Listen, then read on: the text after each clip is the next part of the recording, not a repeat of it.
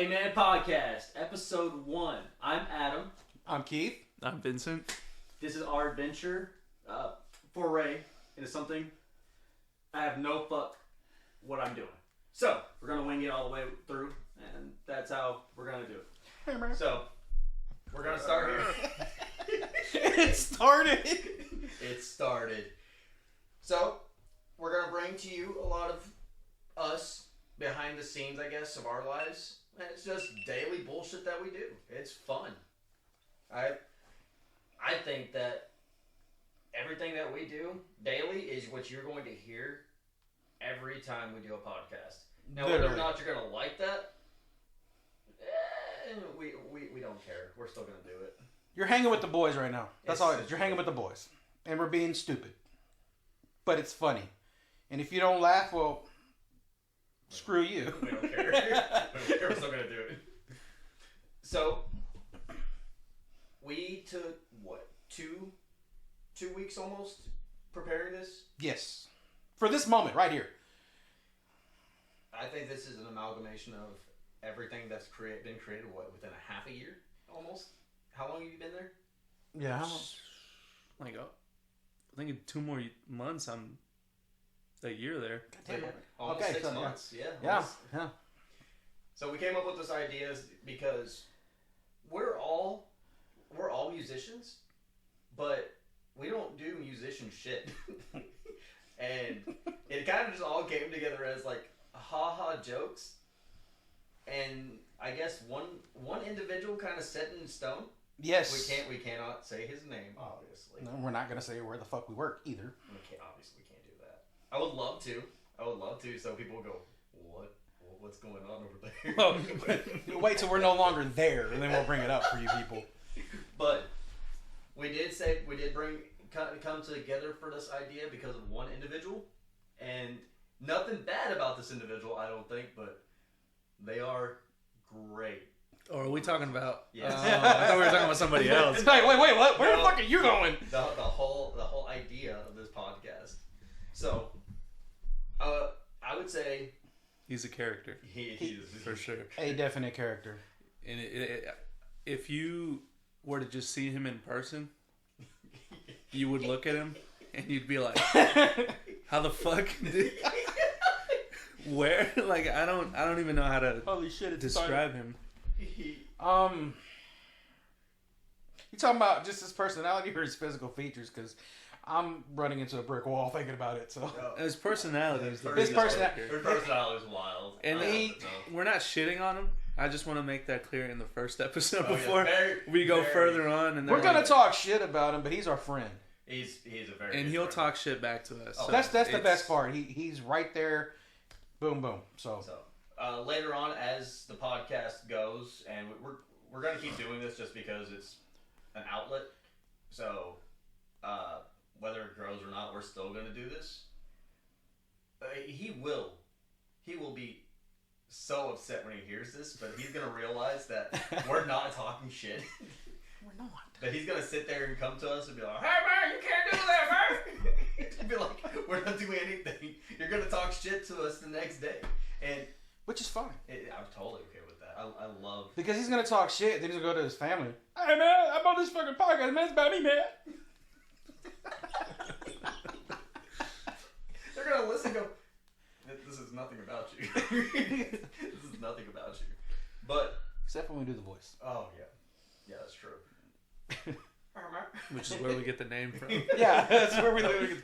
We got the name mainly because it's his catchphrase. That's what he says. It's, Every sentence. and it's not even bad. It's just I started thinking about it. I said, man, he really says that a lot. Uh-huh. But I was like, why does he have a catchphrase?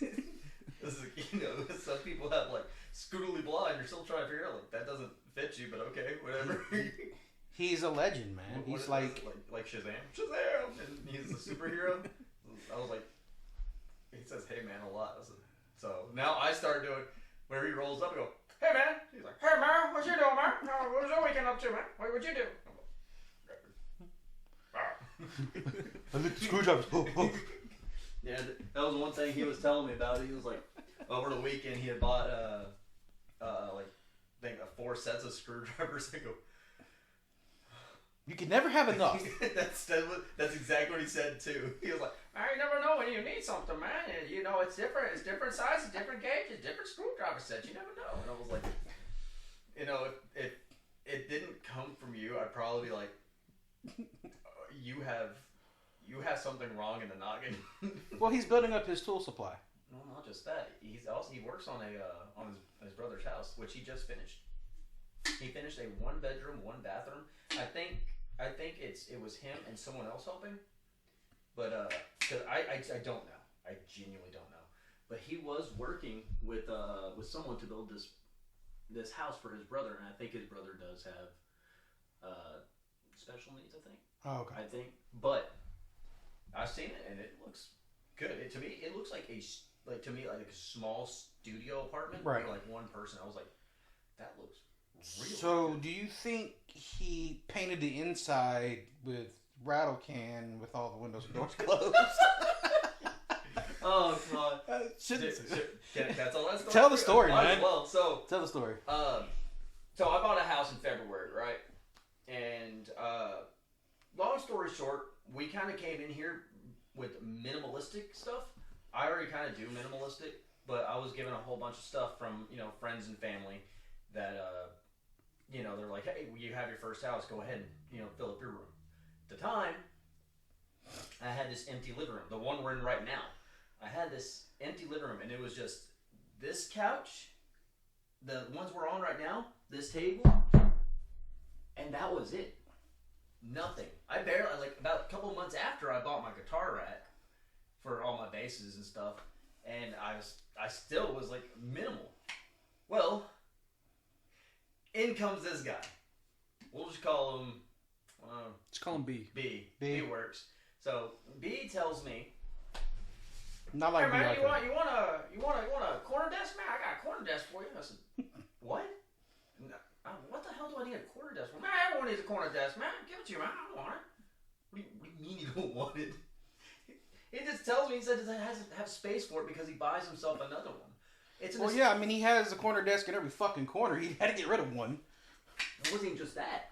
He just always constantly upgrades. That's something that motherfucker would do, yo. It kind of concerns me, like, well, maybe. Well, like, a lot of the stuff in this room has been furnished by him, which is kind of crazy. The monitor was furnished by him. Oh, there you go. The stands over there, the desk, the one where the water thing is on, that's actually Kay's experiment. So, this lamp.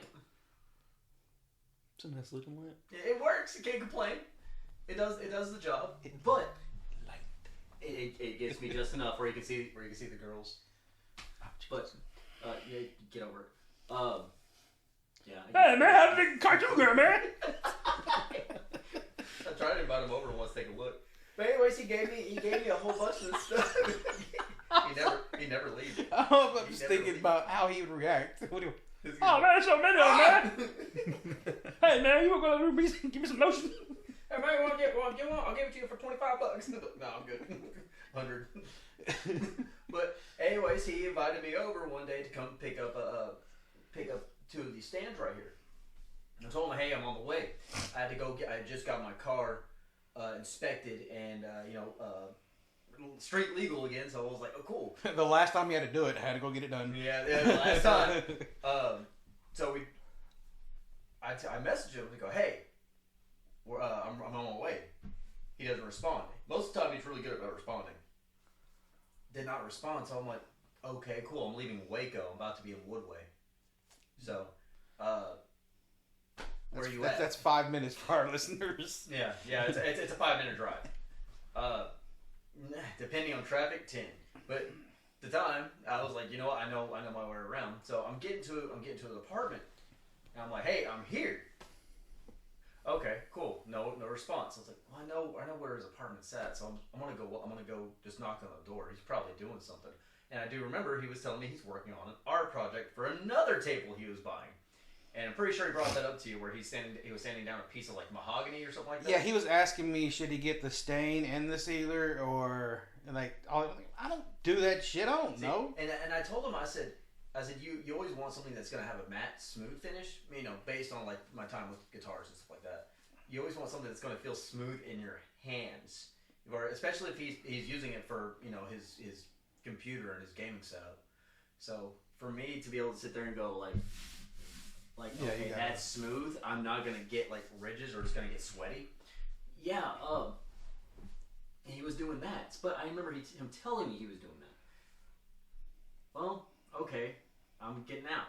And I go up. Right before I even hit that first step, I smell it. The smell of paint, like aerosol paint, like spray paint. And I couldn't like put it together like all at once up until I started getting further up the steps. I'm like, oh my god, did the paint can bust? Like, oh my god, I've been in an area where I know paint, but like where we work, yeah. It's if you smell paint, you smell paint. You know what the smell of paint is, especially like a spray can. Definitely. You know what that smells like. And I get up to the door, and it's like someone just punctured wood and said, "I'm gonna huff this really hard." Like it's that kind of bad. And I was like, "Oh my god." So I'm thinking, I said, there's no way he started doing inside the house. So I knock, and he comes out just like clinch-eyed. He goes, "Hello, bright out here." I go, and I could smell it waft out. I could smell that paint waft out. I go, "And are you high?" And he's like,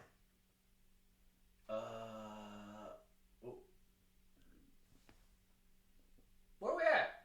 What do you mean where we're at? Where we at, man? God, it's bright out here. I go, no, dude. Did you just like not open a window at all? You want those chairs, man? I said, it's a desk you're gonna give me. He goes, oh yeah. Okay, I'll be right back. He shuts the door, doesn't come back for almost 5 minutes. And he brings out 2 stands. He said, there were stands, not desks. I go, oh, okay.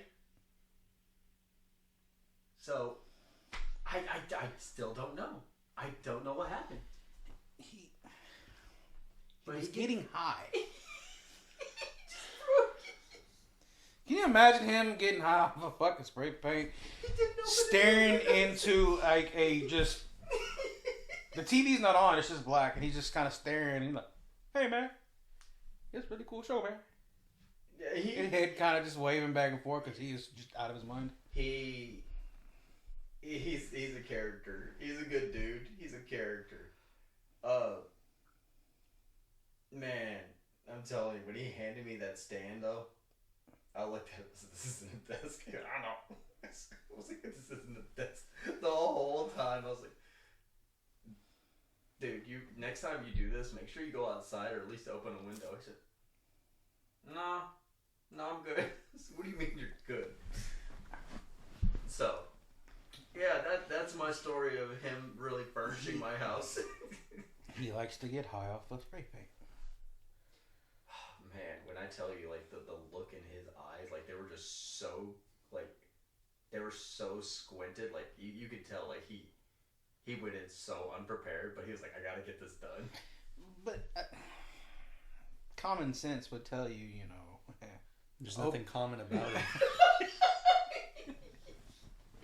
But he's a human being. But that's a little story about this guy. He's interesting. He's a good dude. He's a good friend. That's the person that we based this whole podcast on. And yeah, the little like antics or the little sayings that come out of this podcast come from him pretty much. Definitely. This whole podcast is pretty much an amalgamation of him. And it works. I mean, for us. Right. I think so. Because a lot of our adventures really kind of just happen at work. Yep. And a lot of the things that we have planned for the future definitely if this definitely evolved.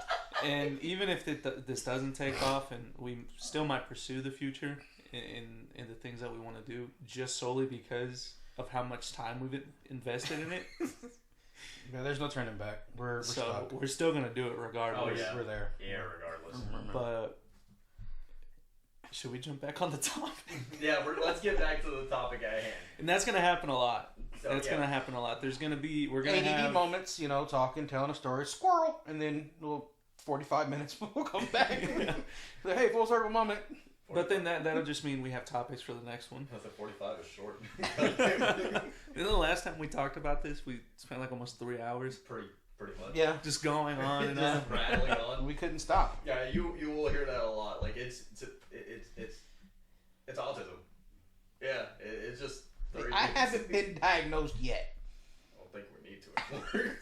I don't think we need to. But I don't go to the doctor, so I wouldn't know. We'll come to that some other day. That'll be another topic. Episode 6. Why doesn't Keith go to the doctor? Show me on this doll where he touched you. So we brought a couple of topics to the table today to kind of give you an insight of what kind of goes through our minds and how we tackle them.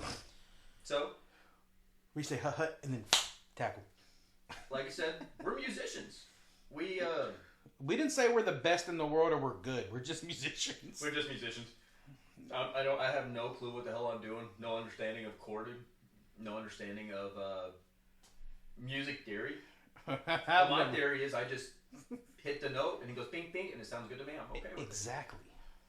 So I'd say let's go ahead and start off with a topic. You want to start with yours? I'll start with mine. Let's start with All right. yours. This isn't from a musician standpoint. This is from a fan standpoint. But it's been a roller coaster of a year in music. Now, we're talking about rock music, not even though I'm wearing a Bone Thugs and Harmony shirt. we're talking about rock music on this. And I'll go from the good and then to everything that kind of culminated the suckage of it. The Linkin Park came back. I was thrilled for it. I think a lot of us were. Until people started bitching that they're back. I don't know if it's the fact that Emily's a female they were pissed off. Because she could hold her own. I know people are pissed off because Chester wasn't in the band, but first off, it's his fault he's no longer around. Secondly, it wasn't his fucking band. It's Mike's band. I wouldn't use fault. I wouldn't use fault in there. He did what he did. I know, but he is no longer on the living plane. So he's no longer there, and people have to accept that. But at the end of the day, it was not his band. Yeah. It was Mike's. It was Dave? And I can't. The other person I can't remember. I can't remember his name that started it. But it was Mike, the guitarist and the drummer. Yeah, and I don't know exactly why everyone gave him shit, but Well, you gotta think Chester had the voice. He had they're very unique. nominal. It was it was known. Yeah, it's kind of like Freddie Mercury. Like once in a lifetime, you're gonna have that type of tonnage and ability. I get that. Like I think I had this conversation with my dad about it. Like when you have a band that loses a member, by passing, they're not gonna be the same. No, they never will. Like Even if it's not bypassing, it's still not the same. like for instance, Alice in Chains. Alice in Chains is one of those that they did not. And the way I understood it, music critics were just, and fans alone were just not welcoming of Duvall. I was. I thought it was great. It was a new It chapter. It worked. It was a new chapter. And it was close enough. And it, to me, if I'm hearing it, I'm like, oh, they're back. Why are they back? You would think they would call it quits. Well, they're carrying on the legacy of this band to be like, hey, this is what we're still doing, and we're doing it because we're pretty sure said individual Would want that too. us. Yeah. Like, so in the weird case of like Slayer, that's tough because you lost a founding member of your sound. Yeah, a songwriter. You can, Yeah. You can have someone play, but they're not gonna be able to play. It's not gonna be the same. And it sucks. But I mean, in the instance, I guess it worked out because they had Gary Holt play for him, and Dave Lombardo was removed, I think. Was he actually removed? I cannot remember. Okay. I should know because I love Slayer, but anyways, forwarding on onto the topic of Emily, I think it's a good addition. It's unique and it's different. Is it Chester? Obviously no. It's never. She's never going to be Chester. No one will ever be Chester. But she's Emily. And no one's not going to have a voice like Emily. Yeah. It's unique. She's got this nice little growl in her voice on her natural highs. That's killer. Mm-hmm. Like me and my dad listened to what was it Emptiness Machine? I think is what it's called. My dad was like, "Who's this? This is Linkin Park." Goes word for word out of my dad's mouth. He goes, This fucks. I go, what? There you go. I go, what? He's like, huh? Yeah, that sounds good. I go, oh, okay. Well, I guess we're not gonna come back to what you just said, but okay. but when my dad's 60, I think. My dad's hard to kind of break out of his whole.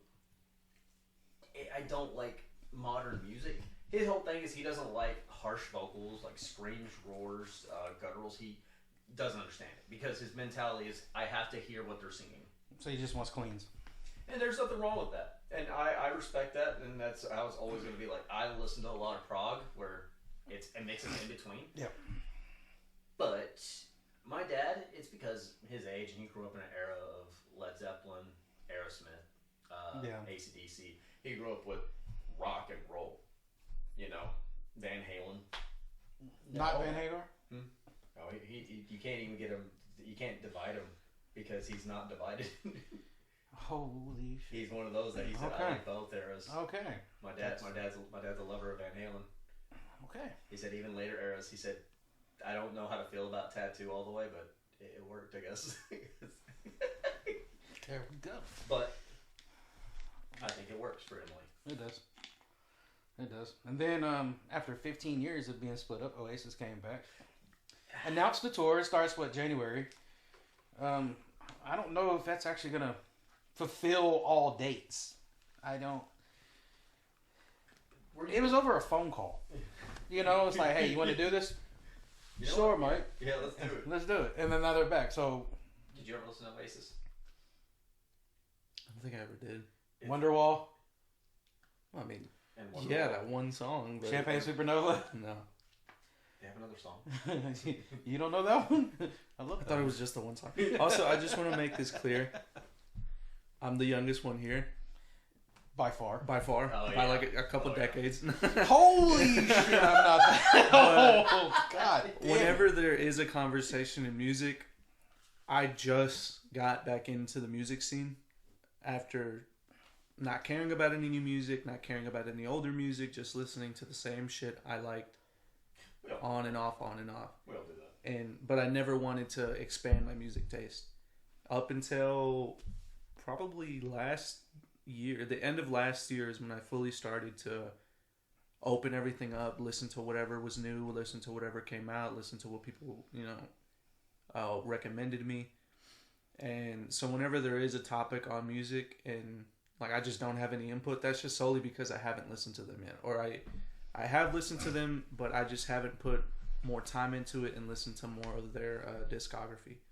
It's just been the main things that are on the top, fair. And that's it. Fair. That's fair. Which is what most people do. You know, they listen to the top music because that's the top music out of that whole group. Yeah. And you listen to it, you like it, you keep listening to it, then you open up to it, or you don't like it, and you don't listen to the band or the group anymore. And so whenever they have their discussions about like Nickelback, they're okay.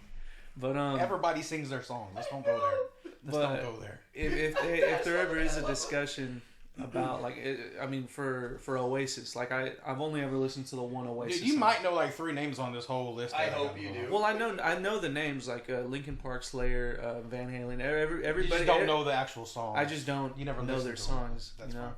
That's fine. Okay. You're hanging around old people. You'll figure it out. Fair play. Yeah. Well, Breaking Benjamin is back after a breakup and lawsuits. I know. I'm a BB fan, so I like later music. As soon as they started touching baritones, as whenever I started like, oh shit, it's getting good. So good stuff. And they already announced the tour coming up, so that's. What was up with that? Why did they break up? You know? Or why did they go on hiatus? That was what it was. It was hiatus. No, it was full-fledged breakup. Because it was lawsuits. What do you remember what it was for? I believe it's MANN, the lead singer, was suing because he wanted more money because he wrote the songs. Or something of that nature. That's silly. Doesn't matter. They're back. It's past. It's behind them. Ozzy got inducted for the second time into the Rock and Roll Hall of Fame. It's Ozzy. He deserves it. Well, this time it's a solo artist. So he got that. Because he was with Black Sabbath. Yeah. And now when he got there. So now it's a solo artist. One you obviously know about Dream Theater, the World Tour with Mike Portnoy back behind the drum kit. Big fucking deal. Don't get me wrong. Mangini was dope. Mangini is a killer drummer. Very technical. He is. But Mike Portnoy. If you've never really stepped outside of Prague, but you like rock, go listen to Sons of Apollo or the Winery Dogs. Oh, so good. Such good drumming. Between Billy Sheehan and Richie Kotzen, it's so fucking good. It's so good. It's like rock and roll at its finest, but modernized. But and long. No, not so much. No. Winery Dogs, no. That album's short. It's sad because it was so good. But they were tired.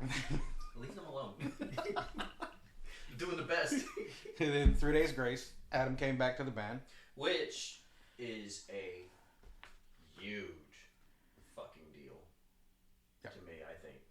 Because do you know anything about what the whole situation? Okay, so the whole situation with 3 Days Grace, how I read it and how I understood it, was Adam Gontier kind of just got tired of playing 3 Days Grace music. He got tired of writing for it. He's this artist at heart. He got burnt out. That's what it was. It's simple. He burnt. But he also didn't want 3 Days Grace to stop. Yeah, he wanted his friends to keep going. Because it wasn't just him. He wasn't 3 Days Grace. It was the band. It was 3 Days Grace as a whole. So they got the second lead singer. It did not work in my opinion. They were still going. They held up. I gotta give it to them.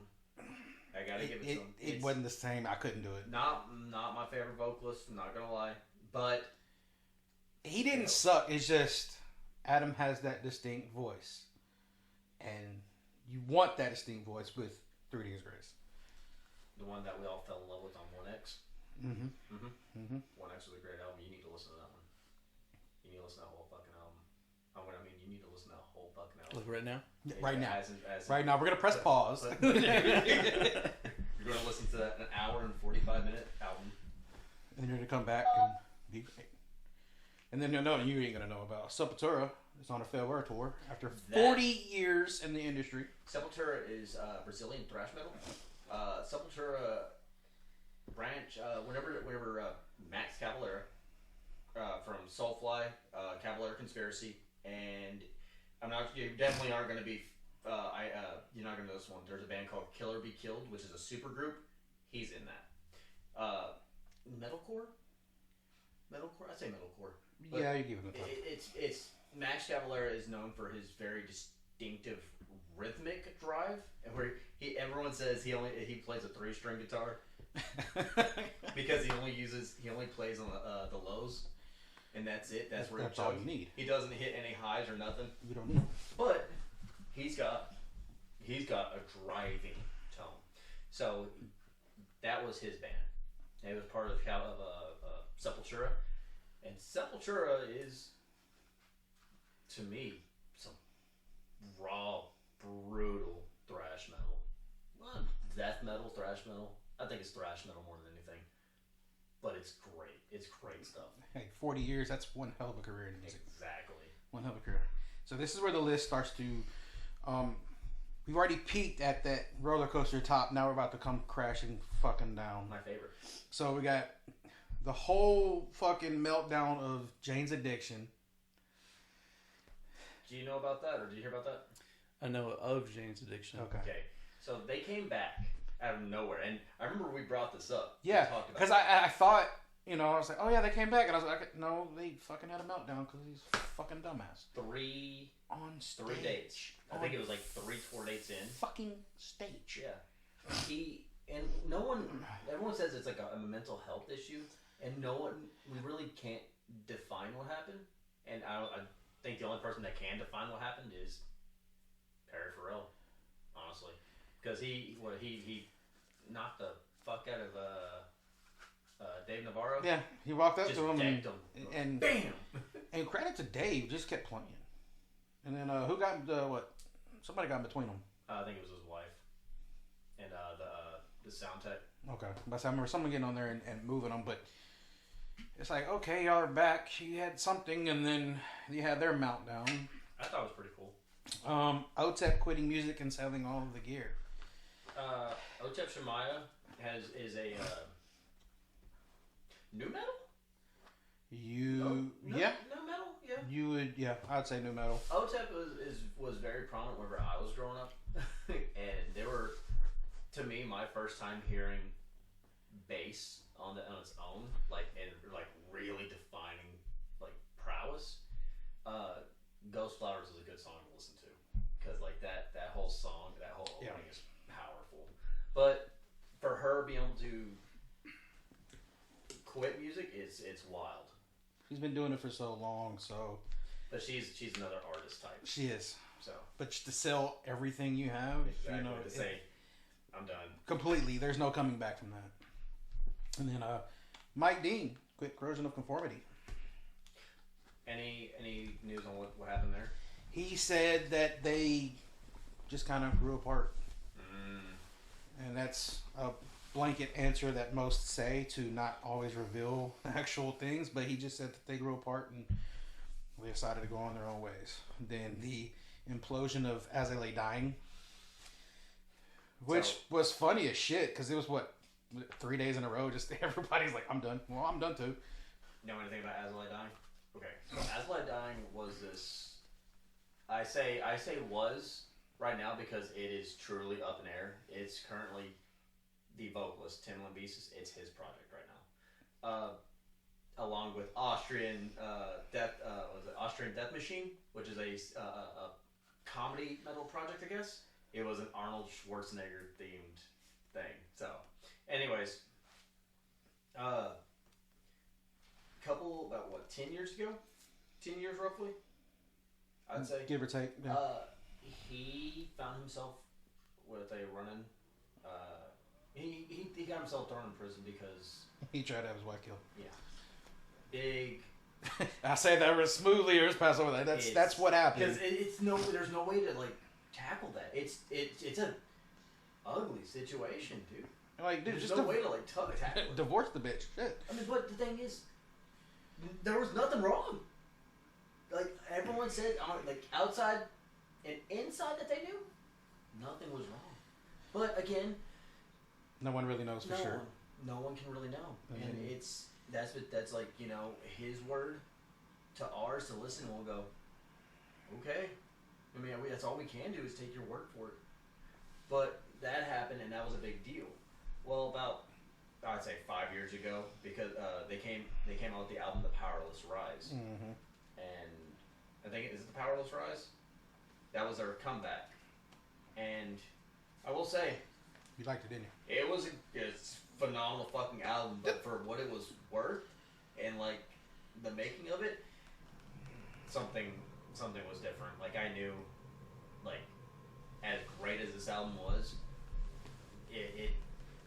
it was gonna go down, and I tried putting that back in my mind. And when it finally happened just recently, everyone leaving, I was like, damn, because you had Ken Susi of Unearth. That's a big power player too. Unearthed is another metalcore band that's like known for like their, I'd say, technical acrobatics. Ken Susi is known for his tap solos. Then you have part of Unearthed, Buzz McGrath. He's known for his sweeping solos, but he like sweeps while he's like scraping with his finger. It's neat little techniques. I really like it. That took a while to learn. Yeah, that's what I'm saying. Like you say technical acrobatics, but when you have him leave, you have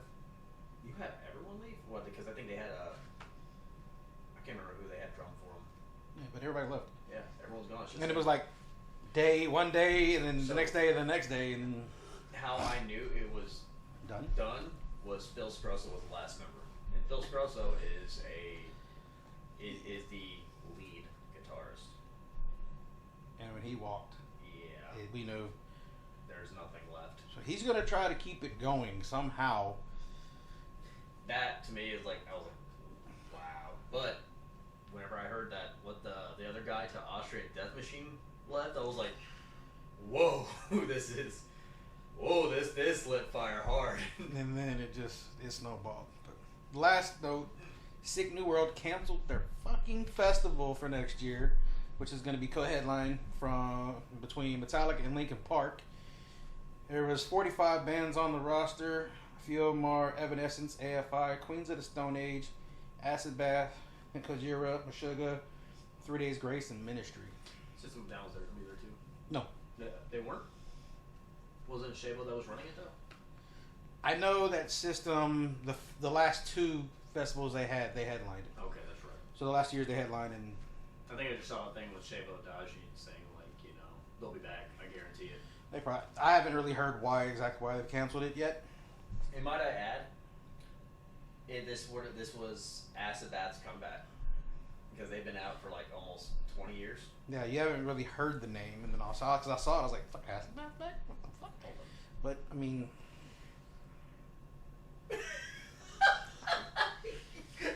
I saw his R pop up. Put your hand there! But this is a big deal. A lot of it.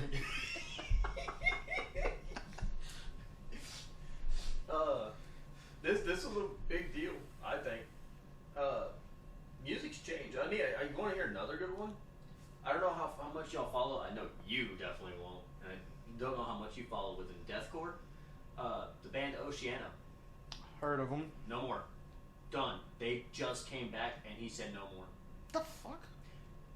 They were supposed to headline a tour. I think it was like called like something Great Values Tour, and they had like Attila and some other bands that were headlining it. And Oceano is Adam Ware is a great vocalist, but he's very, very open about. I'd say how do I describe Adam Ware? He holds to his words. That's the best thing. He has his own idea of what I guess is. I wouldn't say religious. It's got to be right though. If he doesn't see it's right, it's like it's not. It's not right. He's gonna say something about it, and not just anything in life. If you're done wrong, he's gonna say something about it. Like he didn't know about that he was gonna be on tour. I guess their management decided it, and he was like, "Yeah, that's fine. We need to get back on tour. If we're all back together again, we need to get back on tour." Well, being thrown on with Attila has members that were, I guess, known for sexual assault cases. So I've heard. Don't know the full story on that. Alleged. Can't say it's alleged. Allegedly. But a lot of his fans were saying, "This isn't what you do. We know it's not you. You conform to the whole system now. Blah blah. Angry fans." But if these are alleged, and Adam being who he is, I can see that. he said, "Okay, fine, all right." You know what? And then he looked further into it, and I guess some of the statements on another band was right. That was part of that tour, and he was like, "You know what? You're right. I didn't do my fact checking. I will go ahead and hold that, but I will say, y'all are fucked up for doing this and pretty much peer pressuring us to doing this. But you know what? You're right. It's fine, and I'm fine, and Oceano's done. I'm gonna go solo." And he's been doing covers on YouTube. So now, basically, if you're in a band and you're gonna go on tour, you gotta fucking do a background check on every fucking member of every other band on the tour, so people don't get all fucking pissy. Yeah, it doesn't. It's one of those things like, if you hold yourself to like a high T of being like, "Oh, I'm righteous," then they're always gonna hold you to that. But I mean, like the Dave Grohl situation. People fucking flipped shit. They're like, "He's the good guy." Why? It was like, he was in Nirvana. He's literally always been at the fucking top and just kept going. Yeah. where does he stop? This wasn't even really a stop. No, it was just It was another just hole. a shitty situation. And Shitty situation. That was going on for what, 20 years? Is that what they said? what? The affair? Yeah. Oh no. I don't think the affair was going on that long. It was going on for a while. Because like apparently it's not an affair. But again, I've only read Maybe so his much. wife allowed him to have a side piece. Who knows? Today's world, I don't know. Let's not go further to that one. Maybe she's a cuck. I don't want to ire wrath. I wish not to ire wrath of the fighters camp. Not at all. I love all of them. I love all of them. You have no idea. R.I.P. Taylor. I love all Foo Fighters. I don't care what anybody says. Every album they come out with is phenomenal. Echo, Silence, Patience, and Grace was the shit. I'm not talking shit about him. I like him. But even whenever Corey Taylor goes up and tells you, like, defends you and tells you, says, we're all fucked up. He's just got different kind of set of demons. Well, I mean, sure. We all got Don't our own. judge him. Dude, what did you expect? He can do whatever he wants. But it's just bad situation. Don't put him to the stake yet. True. And now apparently he's been trying to fix his relationship with his family, but That's gonna take some time. it is. And that's just like any situation like that. But yeah, with all that stuff going on, people are always gonna ready to like burn you at the stake. I forgot to put that one on the list. I'm glad you covered that. See? But it's been a hell of a year as from a fan standpoint of, hey, we got all this shit happening that's good, then boom, nothing. It really is. And that's not even talking about the deaths. So I didn't want to go through the whole list of that's too many people. We need to have like a credit board rolling. Like, R.I.P. We gotta do like those like real bad TikToks where we're all like, yeah, Is that just RIP? pointing his RIP and everybody look like at R.I.P.'s down here. What's it down there? Because we couldn't get it to look. I kept pressing the up arrow, but it never would go. So we calling on this one? This Yeah, topic? that's Okay. mine's done, man. I think it's a good topic, honestly, because I can get like real deep and shit Yeah. like that. And I love that. What was your topic? Well, since Okay, we're I'll take my musicians- pants off. Okay. Hell yeah! Since we are musicians, obviously we play instruments, and my topic was going to be what made you want to pick your instrument, whether it was something you saw, something you heard, just you were curious and wanted to pick it up, or maybe you were forced to, because some people are forced to learn an instrument. And Were you forced to learn an instrument? by my school, yeah, Oh, okay. I needed to get a credit. Yes, I needed the credit to go. But and like off of that too, this kind of plays on your topic. Like, how has learning your instrument impacted your life? Whether it be in a good way, a bad way, stresses you out, makes you feel good, makes you feel happy.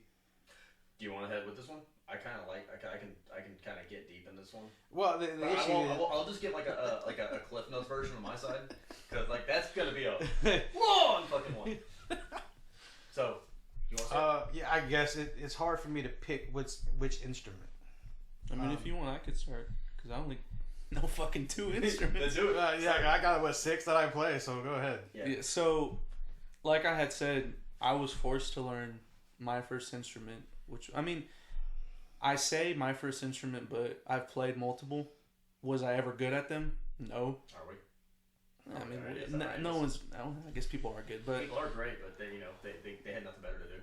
but for me, the first instrument that I fully picked up and learned to my full extent and got decent at was the viola, which I know it's kind of crazy in this setting, with Ain't that a female part?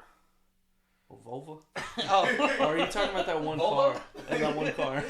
But no, yeah, the first instrument I had learned was a viola, and did I want to learn it? No, but my school required me to get a music credit, and it was between choir, orchestra, or band. There was a bunch of girls in choir, so I kind of wanted to do that, but then I was like, people are gonna think I'm gay, so let me not do that. There was band, but all the band kids were weird. So then I was like, let me not do band. I'm perfectly normal. So orchestra was in the middle, where it was kind of gay, but kind of weird, but kind of cool because all the like the cool kids were in it. So I was like, let me do that. I've never even heard a fucking string instrument play before. I've only ever heard like trumpets and shit like that, and damn, you're Mexican. I was just about to go there, too. that's fucked up. But I know in orchestra they also did have, you know, guitars and everything like that because depending on whatever song we were playing at concerts, it calls for it. Yeah, it calls for a guitar. But so I had started orchestra, and I think I started in 6th grade. So I don't even know how many years that was now, but from 6th grade, which was obviously the beginning of my middle school, I went into it, and I literally only wanted to do it for the credit, and that was it. I was gonna finish that year, get my credit, and get out of it, and go focus on something else because I didn't want to do music. The only reason why I was doing it was to get that credit out of the way.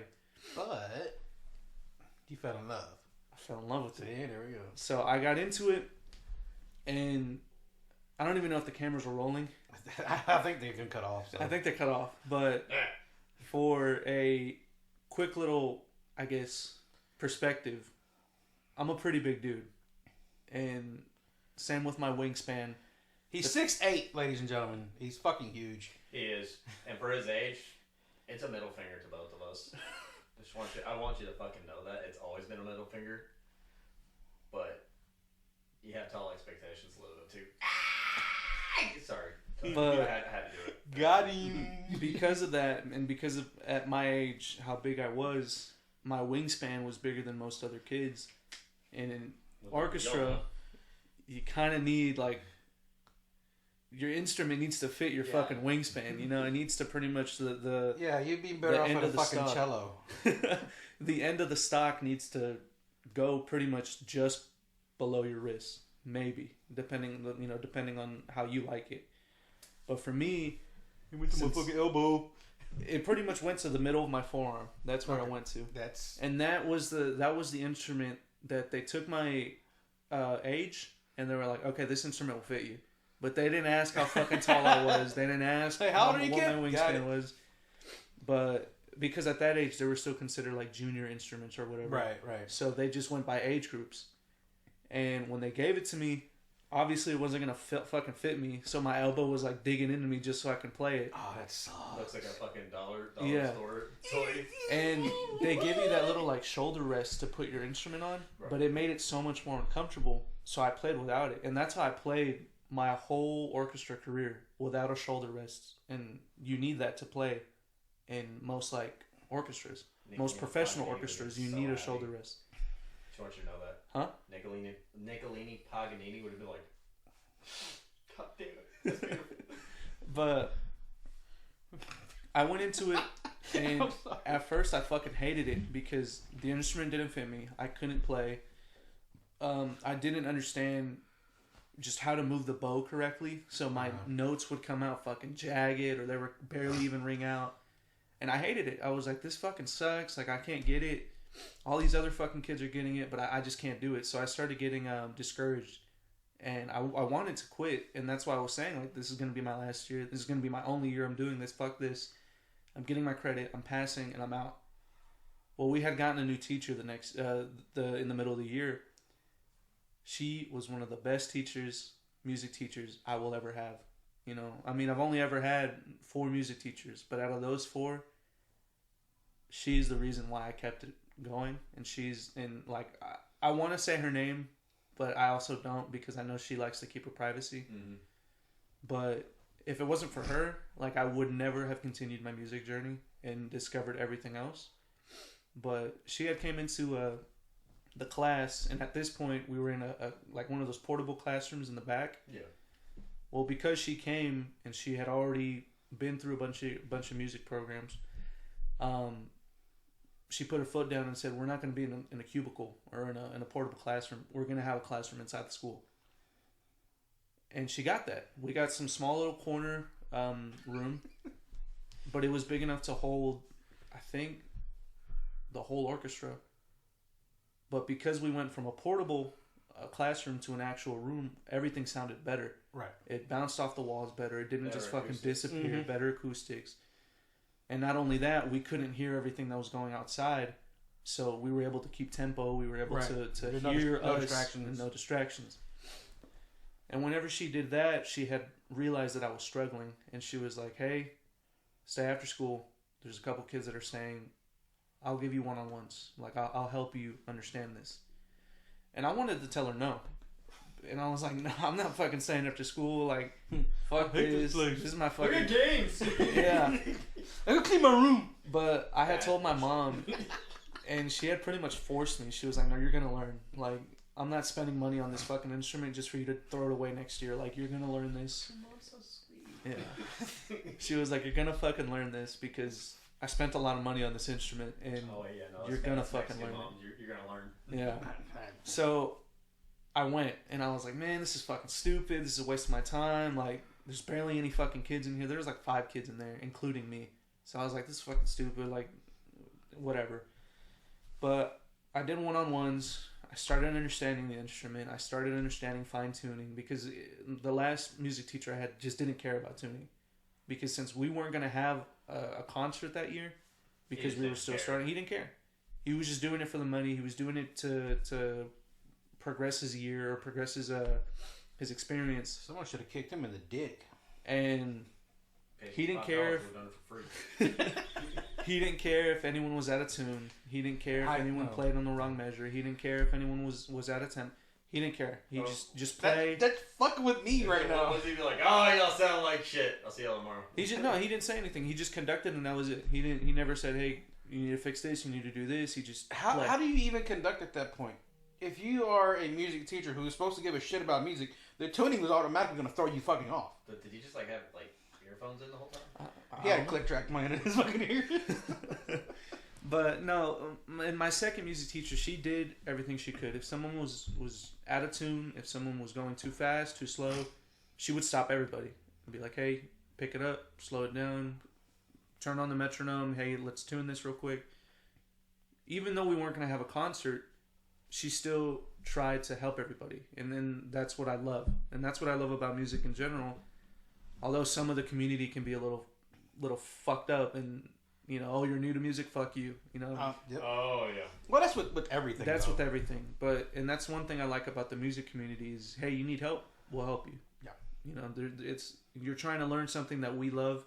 We want you to learn. Because we all, if we're not egotistical fucking assholes, Like me. we all started. Type shit. We all started from somewhere. So if Yeah. you know, we know the struggles of learning. Mhm. yeah. Like, cause like, I could tell you a lot about where I've learned. I have learned nothing in my 15-ish years of learning. 10-year-old. Shut up. Dude, I was telling my dad's nutsack. Wow. He was stretching. Can't, Get ready to go for a swim. I can't even say anything because the missus throws stuff at me now. I'm like, Yep, there you go. Mhm. fuck. I can't escape. It's okay. One foot in the grave apparently. But yeah, we help because we know what it's like to struggle. Mhm. Like I can tell you my things that help for me, what's worked for me, and maybe one of those things might help you, you know, wind up again. You never know. And like I've had a dude that's played keyboard help me get back into playing bass. Like it was some dude I met at Guitar Center, and he just told me, he was like, "Oh yeah," he said, and I don't know what the fuck he was doing. I'm gonna be just as like transparent. I have no clue what he did then, but while he was using his main on low end, on low keys and his highs, I started seeing his hands coordinate back and forth, and I was like, can I do that? And I guess before I even go further and step out, was that part of like your coming up? Yeah. Okay, so that was it.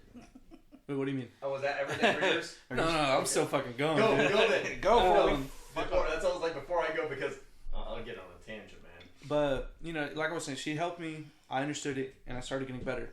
And towards the end of the year, they had asked me, like, "Hey, do you want to keep this elective, or do you want to drop it and go somewhere else?"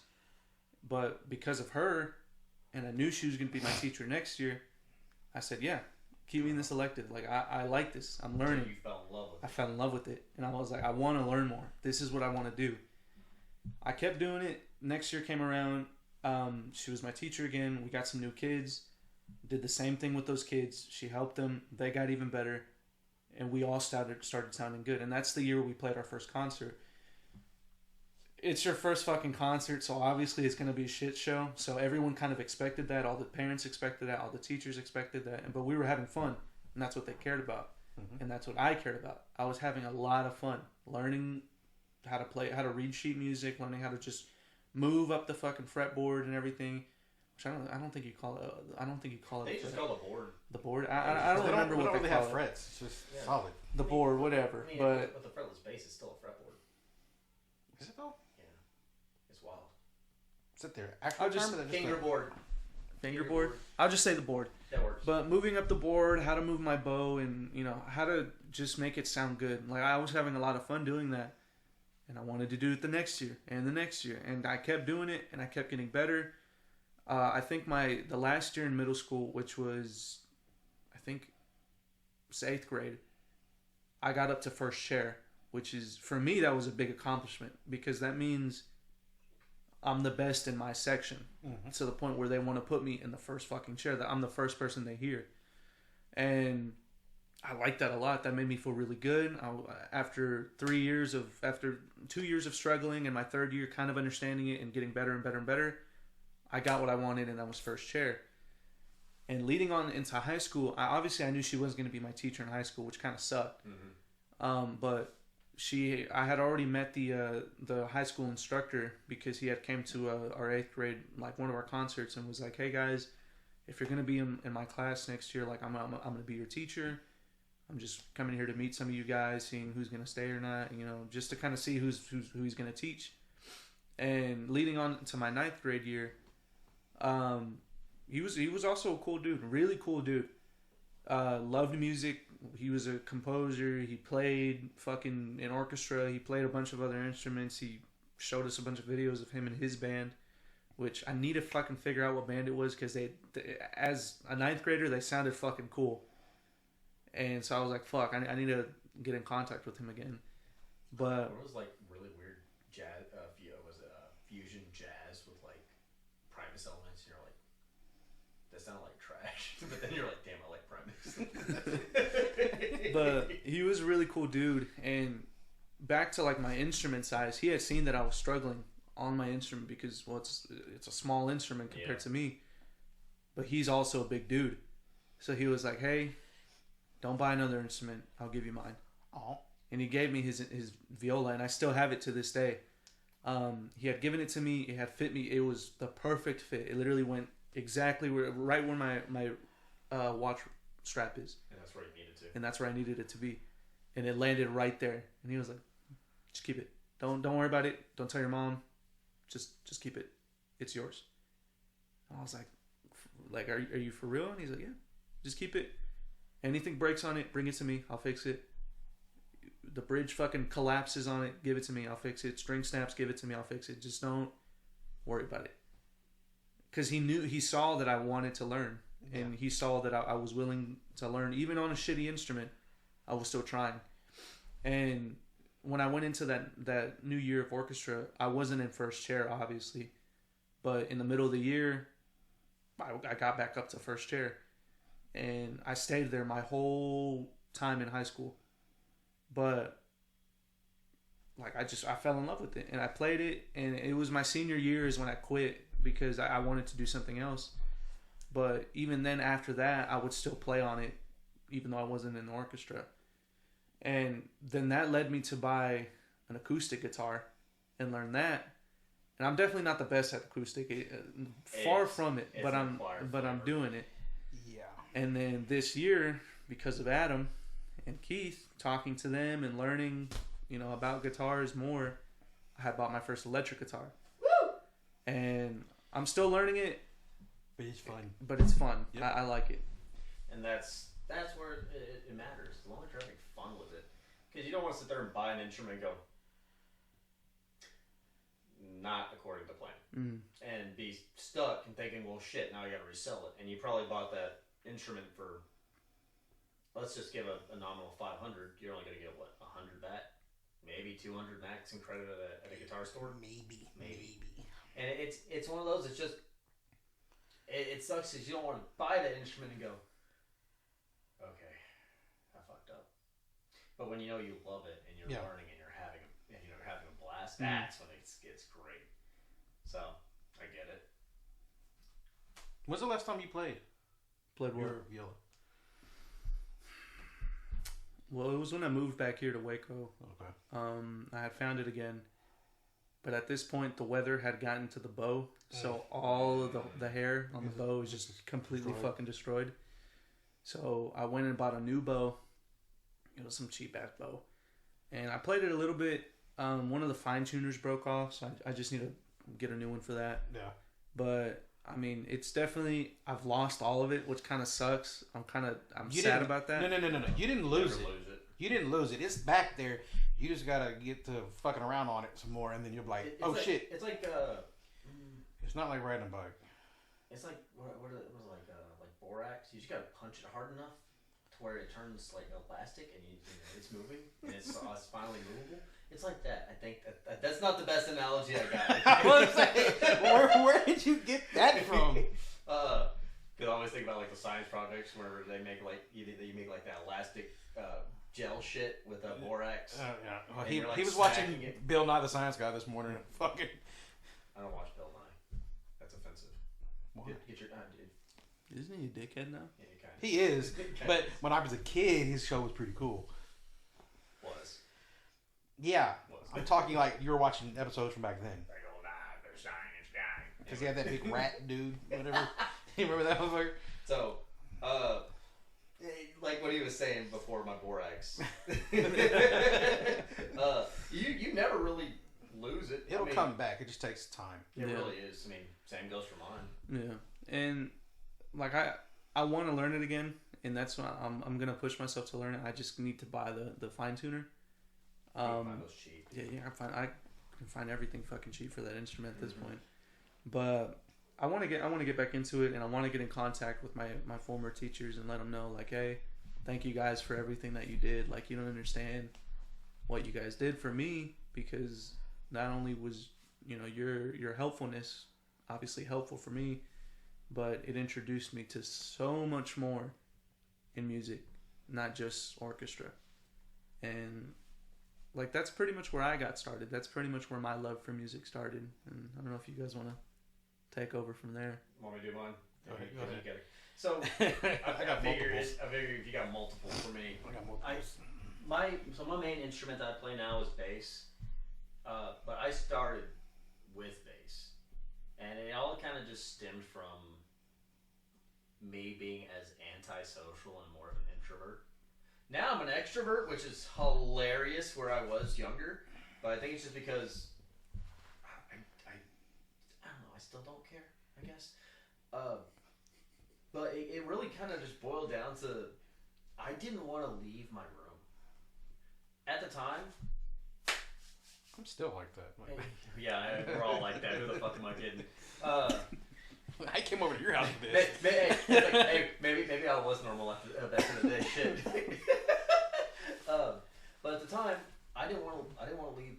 I didn't want to leave because I had games. I didn't care. I just wanted to go to school, come home. No, you didn't want to go to school. You had to go to school.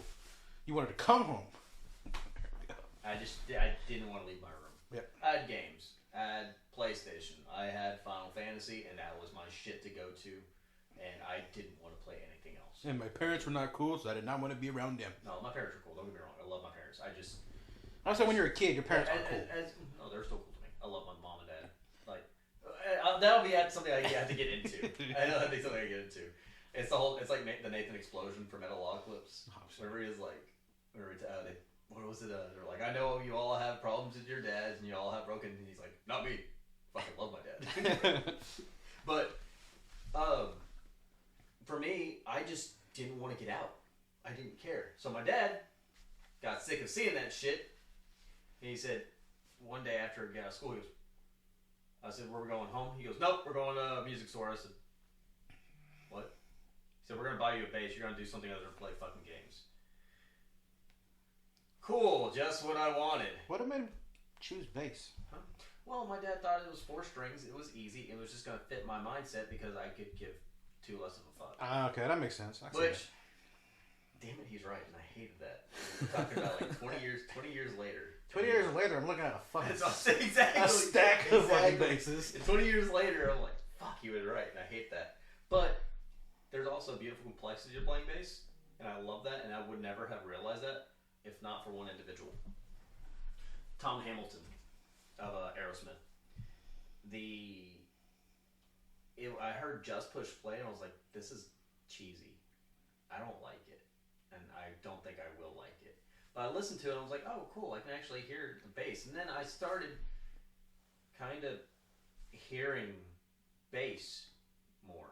But the more you play an instrument, the more you kind of like start tuning into things. Mm-hmm. Like if you're a lead guitarist, you start understanding the lead part. You go, oh, that's neat.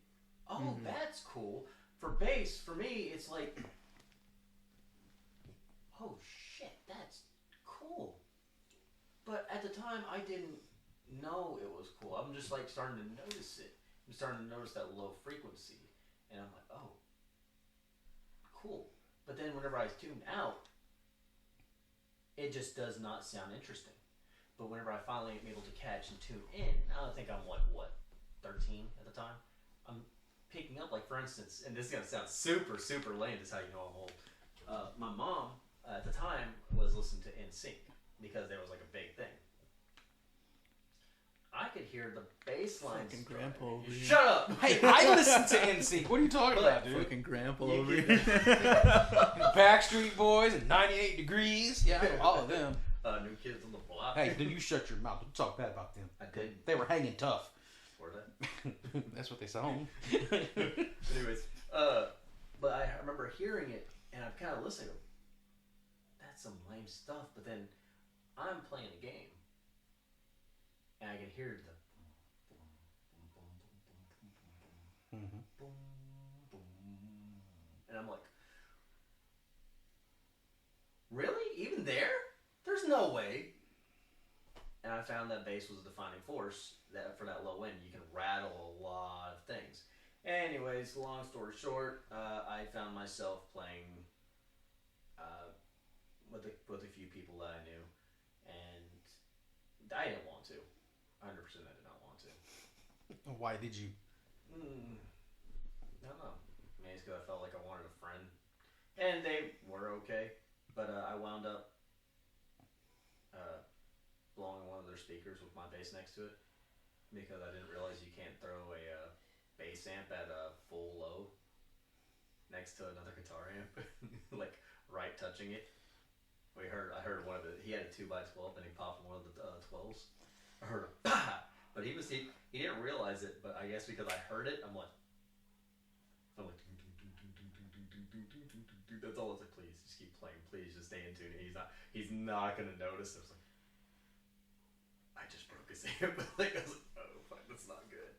So I kinda just played it. Fast forward, I'm 17. And I kind of started looking at guitar because metalcore is starting to become a nominal thing now. My first time hearing Killswitch Engage, I was working at a fast food job and I had this dude that played bass.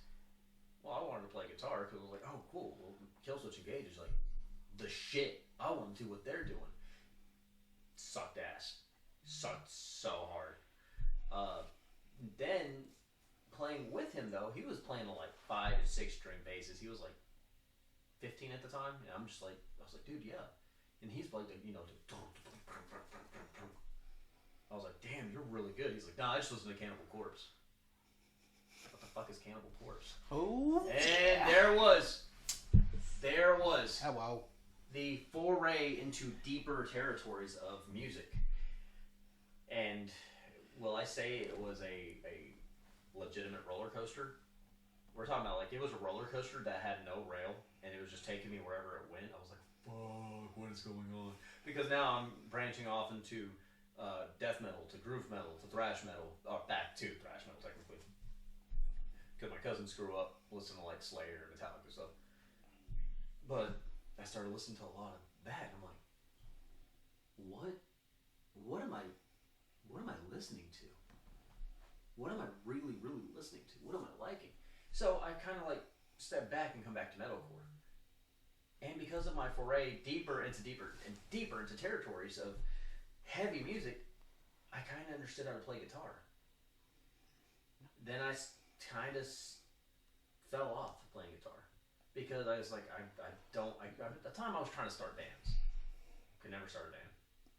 Just people were like, oh, I have something better to do. Oh, I have something better to do. I had one dude straight up told me, you suck as a guitarist. So, well, help me write some stuff and I'll work with you. Nah, I need someone who's good. He's arrested now. I'm about to say, he's not a fucking rock star now. Yeah, no, I think he's in jail. Aw. Think so. Could be wrong, don't hold me to that. But allegedly. No, we're going to do allegedly.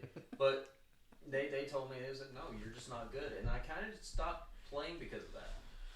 Well, I'd say about 4 years ago, my kid comes up to me. I had a 12-year-old, my dad. So about 4 years ago, he comes up to me, and I bought me a guitar. I was like, you know what, I'm going to buy a guitar, I'm going to get back into playing. I need to. I sold all my guitars. I was like, I don't want to play anymore. Well, I got a wild hair up my ass thinking, I was like, maybe something's wrong. Maybe I just need to. I just need to get back in, force myself to get back in. Well, I tried playing it, I remember certain things that I'm doing, and I just kind of like stopped playing again. And I was like, fuck, I just wasn't meant to be a musician. It was just a sporadic time in my life. All right, cool. Well, my kid comes up and tells me, he says, Mom told me you used to play really good. And he goes, why'd you give it up? Because of me? He said, no, just got responsible. He goes, well, don't stop. He got mad at me for it. Like, he got mad. Like, as simple as a sentence as it was, well, don't stop.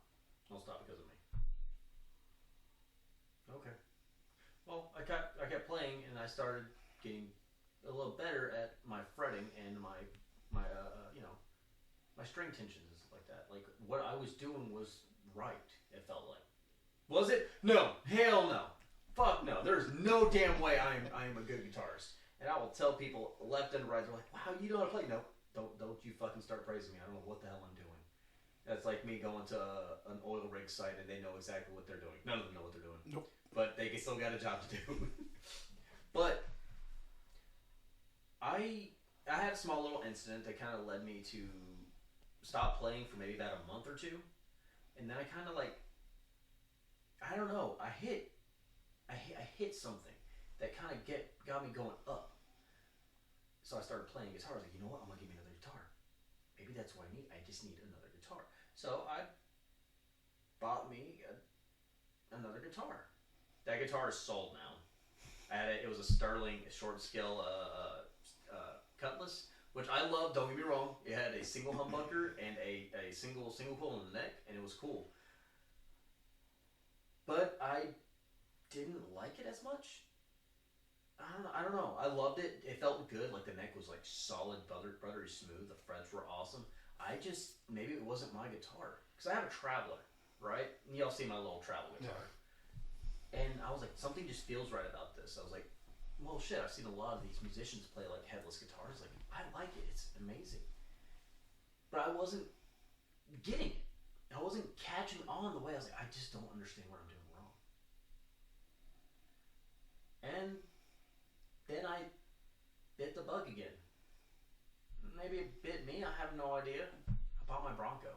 I bought my Squire Bronco, and it was there. I was like plucking my first couple of strings. I go, this isn't it. Put it down. Came back. Notice I'm playing a bit longer. Put it down. Came back. Now I'm playing it longer and longer. I'm like, I've been a bassist the whole fucking time. Holy shit. I was like, God damn it. But I would kind of go back into playing guitar because now I have my understanding of, I'm starting to understand bass now again. And this kind of comes back to you never really forget things that you've done. So whenever I tell you I listen to Tom Hamilton, and where I kind of was like, Tom Hamilton's a really good influence as a bassist, if you've never listened to, I think it's "Draw the Line" by Aerosmith, there's a song called "Kings and Queens" on there. That song is aggressive for the time for Aerosmith. It's a really heavy song, but there's a part in there where Tom Hamilton plays a bass solo and it sounds like a piano, and it sounds like a really good piano, and that's what drove me to really play bass in the first place. I still can't play that solo to save my life.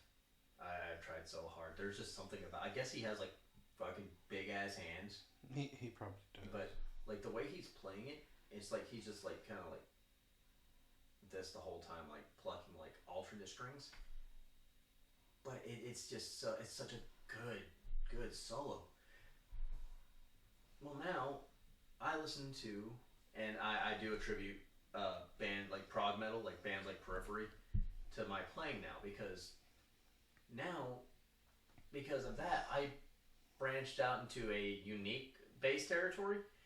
I love bass 6, and it's a hybrid of guitar playing but still my low end that I love, and that giving me everything that I want. So I guess my love of growing up playing bass has always been there, but it took me falling off with guitar to get back into bass. Now, does that mean that I stopped playing guitar? No. Does it mean that I played it less? Yes. You want to hear something crazy? Because of all this, I bought my first acoustic bass. Never would have bought an acoustic. Never. And I fucking love that acoustic bass. You have no idea. Everyone's like, that's because it's a what's called a concert tenor. It's a super short scale bass. Like if I could pull it out, it's this one right here. So if I pull it out right now, you're gonna look and go, that's a kid's guitar. It's a kid's guitar. It hits low end. Like it hits low end like some of my other basses, and that's what I wanted. I wanted something that was compact that I could play, but I can still just hit mine, because I use it as more of a writing utensil to do anything. Yeah. So whenever I'm hitting it, I'm like, I think I could translate that over to electric. And my another mentality I have is, if it sounds good clean, it's gonna sound good distorted. If it doesn't sound good either way, distorted or clean, it ain't gonna happen. It ain't gonna make it in my books. So that's one of my biggest things. So my love of bass really kind of comes from, I guess my dad. My dad forced me to get it. So you're getting a bass. Yeah, he was like, I'm tired of your shit, and he got mad because he's like, he's never gonna play that. It was an Ibanez sound gear with just a P bass pickup, and as much as I threw that thing around, that lasted longer than my amp. Damn. I missed that. I'm not gonna lie, I kind of missed that bass, but I'm just not an Ibanez player. I don't know, something about like their bass necks. Now I've heard like they've gotten 10 times better, but it's too late. I'm a Squire baby now. I'm Fender all the way. Team Fender? Yep, I'm Team Fender. This is the only one that I have that's not a Fender, but it does what it needs to, and I love that. But we let it slide. Yeah, it's great. It's literally the hybrid of a guitar neck. It's smoothie. It feels good. I love the neck, dude. The neck on is good. But that's kind of my thing. Like that's the best cliff notes I can give you, because I can tell you a whole fucking story. I can tell you where it boils down to is, I'm a bassist at heart. I love low end, but my biggest inspiration that kept me going, Let Me Kill Mr. Motorhead. That man was literal born to lose, live to win, and I have a similar mentality. Fuck it. This man said, wimpy bass sound, turned up, and there it is. There's the fucking Motorhead. It was in your face. It was a giant middle finger to bassists everywhere, and it was the gnarliest and coolest sound ever. Because that's what drove me to really picking up bass again. Finding his tone. When I'm so silly to find out exactly what it is, it's all mids. And it's so silly. And I love it. I was like, this man was like, just put all mids, it's gonna fuck with him. He did it on purpose. And because he did that, I'm gonna be different.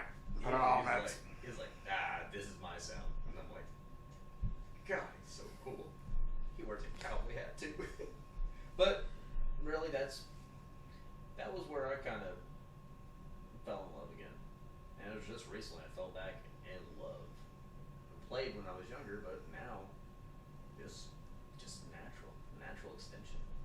Even with bass 6, it kind of like puts my guitar playing to the test with my bass skill, which means now I can play low end and still play guitar parts the way I want to match other guitarists without them feeling like, oh, well, I have nothing. Now I have more complexity, and it's awesome. I love it. I also learned how to play a harp. That's a story for a different day. Picture Adam. It wasn't anything out of the ordinary. It was just like, I want a harp. I no longer have that harp. But yeah, no, that's kind of like my love for music, which kind of will build into a different topic. So, all right. Well, considering I play multiple instruments. I'm so sorry. I was waiting for it. Type shit. Sorry. I'm hell on the recorder, man. Fuck you. No, I remember being a kid.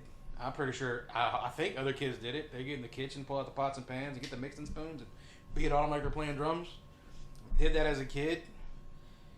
Then I went to band and played saxophone. That's a weird jump. I don't know why I decided to play saxophone. I mean, don't get me wrong, saxophone's dope. You know, middle school, 4 years, because I was a badass, 6th grade.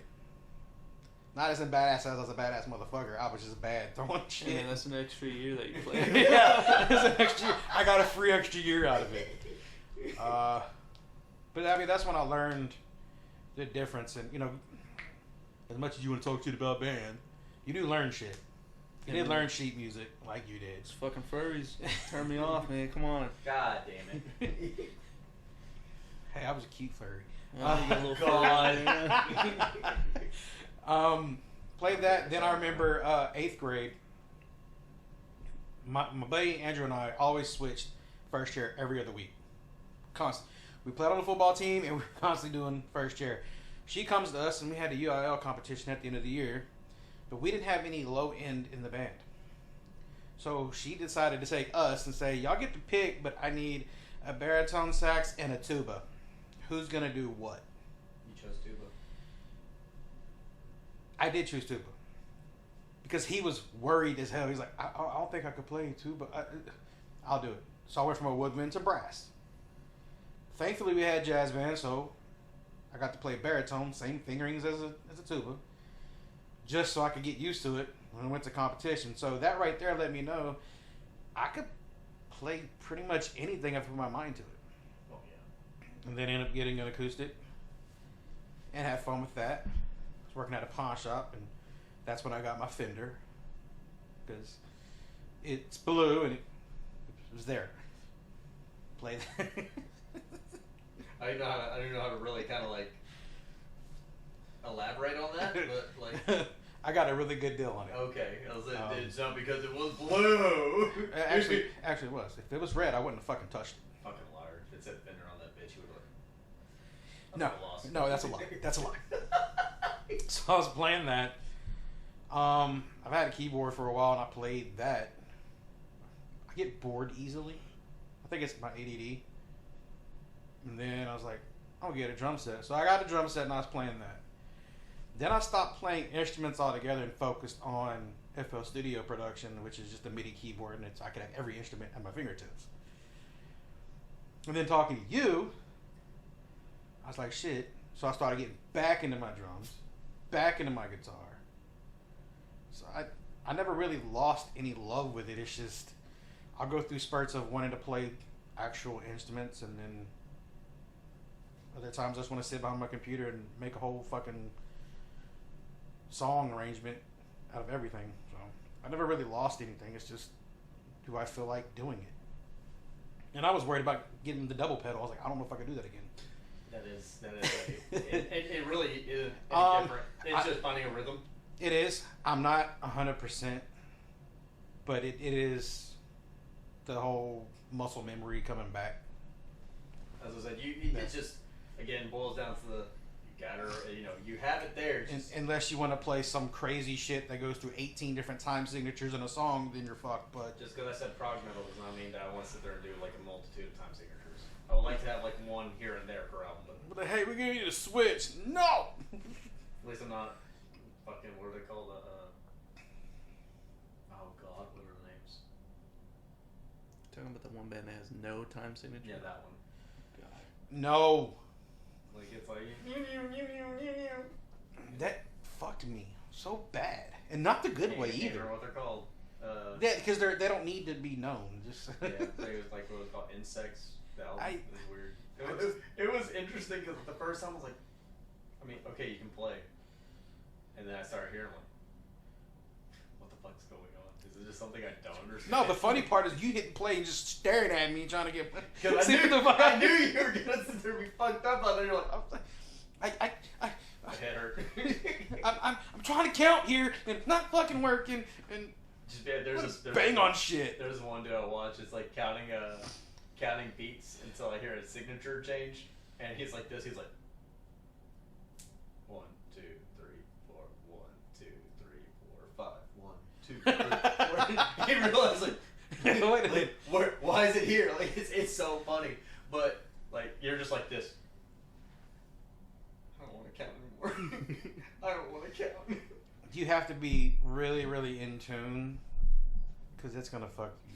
Like, now, granted, they do have a click track to help them, but I'm pretty sure they have their they know what they're playing. Obviously, if they weren't a band in the first place, they probably would. But I mean, just learning that song to put it together to make it flow. Holy fucking shit! I can tell you, I could never do something like that. Like, I think it's kind of why I respect like current prog metal, right? Because holy shit, like I let you listen to Caligula's Horse. There was no horse. It was a pure metal steam. There's no caballo.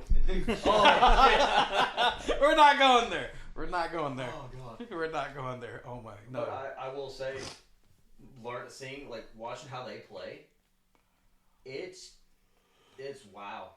Oh yeah. There's a lot of talent and technique, and they compare it to like Animals as Leaders and Periphery and Era. I'm like, what in the fuck? You have tame but technical, but then you have wild and technical. So you're like, it's still all technical, but how? Yeah, exactly. How? So, it's one of those. I like when you push the limits. Push the limits to see how far you could actually take something. Before your arm starts hurting. Well, you can't reach it anymore. He saw me do that shit earlier. Oh, we're playing. He's sitting there going, ow. I was like, haven't done that in a while. It's only been like a week. But, so that's your love right there. Yeah. Like, it's you never fell out of love. It's just. No, I've never fell out of love. I've always, fuck. Procrastination. Yeah. Lots of abation, man. So, is that how you feel with your love? Okay. Yeah, it's there. It's never gone. It's just, this week I could pick up the guitar. Next week I'd be behind the kit. Next week I'd be behind the keys. It don't matter. It's just how it goes. All right. So, I guess we sealed that topic. That's pretty cool. Hey, 2 for 2. All right, guys. I kind of feel a little more in touch with like your mentality on that. That's pretty cool. Like how you grew up. Like you were always given. Someone was always there to push you in the right direction. Mine was I just had to fucking not be an ass. Yeah. And keep. Well, I'm an introvert from a broken home. And we were poor, so I didn't have much of an option. He just says like, I'll play this. I mean, you can only explore your body so much before you pick up an instrument. Type shit. Yeah. I'm just really glad I didn't have those opportunities and just throw them away. Yeah. And say, fuck you, I'm not continuing this. Because I've done that once. Mm-hmm. I had an opportunity with a dude who tried to show me how to play guitar, and I just could not be fucking bothered. I think, and I will say, I'm mostly self-taught, when in reality, you can't ever say you're self-taught. You can't. No. Because you'll go, well, I like what Marty Friedman's doing. I want to see what Marty Friedman's doing. And then you start doing it, and it's literally you're being taught at that point. Yeah. It's just the discipline aspect. I think people would overlook how much that affects you as a person and builds you up in the confidence that you're gonna have. So I guess does that mean we've already sealed our topic there? Yeah. Killer. So which means now I have to ask: are we ready to move on to the next one? Real quick, I'm surprised we stayed on topic that much. When we're talking about something we actually love, it's hard to not stay on topic. Yeah, compared to like the first 10 minutes of the podcast, it's a drastic change. It was full tism, and then all of a sudden they're right on point. So, why is it warm? I was holding it. Oh, Type shit. Do we have any more kolaches? We do have. we do. They're over there. Yeah. Yeah. If it's still recording, they're about to fucking see me fuck up a kolache, man. They're gonna hear it, and you're gonna piss off the Czechs because kolaches are supposed to have fruit. You're just gonna piss them off. They're gonna find out you're Italian. You're gonna go. Hey, you know in Temple there's in Temple there's actually a Czech museum. Like, is it just like all like Czech or checker boards? What the fuck do you think, man? Checkerboards. Oh, type shit. Yeah. Wasn't Checkers a restaurant? That was Cheddar's. Well, there's Cheddar's about Yeah, the there's checkers. Yeah. It's literally checker pattern. Yeah. I think it's like a race card theme, but I don't think it's race card themed. I still don't fully understand. But the fries are kind of decent. Not gonna lie. It's hard to fuck up a fry. Well, you'd be surprised. Yeah, so I'll say you'd be fucking shocked. Well, I'm fat, so I don't have much of an opinion. I can't say anything. 'Cause I fucking love potatoes, man. I'm Mexican. Potatoes are like a life source for us. So I guess let's go ahead and pop over to my topic, which is kind of an interesting one, and I'm kind of glad y'all did y'all's. Mine's. Does it bring it full circle? It kind of does in a sense. When did you rediscover music? Like, if you fell off, like, why did you fall off? Or was it not just I fell off of music, I just kind of lost a little of my touch and kind of did things? And what was that drive for it? I can tell you about mine. Mine's fun. And it boils down to me being in my room as an introvert. My discovery of music all boiled down to 8-bit music. Final Fantasy. How did I know you were going to go there? Final Fantasy. As soon as he said 8, going. Yeah, he's like I said, he's going to Final Fantasy. It all boiled down to me being in that room. When I started playing bass, I kind of started hearing things differently. And I discovered my passion and love for soundtrack music. Like, Final Fantasy had some of the most deep, even for 8-bit, I was like, oh, dude, this is so good. Like, it really, there was really, like, emotion behind things. Like, Final Fantasy 6, which was Final Fantasy 3 here in the States, there was a lot of emotion inside that soundtrack. Like, whoever really put that together, it was deep. And then I played Final Fantasy 7. Talk about some of the deepest like soundtracks I ever heard. I was like, oh, that is so fucking cool. And I loved listening to any RPG. It was just RPG music in general, like JRPGs. Golden Sun for the Game Boy Advance. Talking about like that was so cool because like you could hear like thumping bass, and I was like, oh, cool. This is some cool shit. The dude is named Matoy Sakuraba. How do I know that? Because I fell in love with any game that I really genuinely fell in love with and played. I was like, this is the fucking shit. He composed the soundtracks, and they were good. A game I had played that I was like, I don't think I'm gonna play this, is a game called Star Ocean. Composed it because it was like a mixture of rock and like prog keyboards and like phasers. I was like, this is some cool fucking shit. The phasers got you. It was Phasers got amazing. you. But even outside of like battles, like just everything else on soundtracks, it was just so fucking emotional.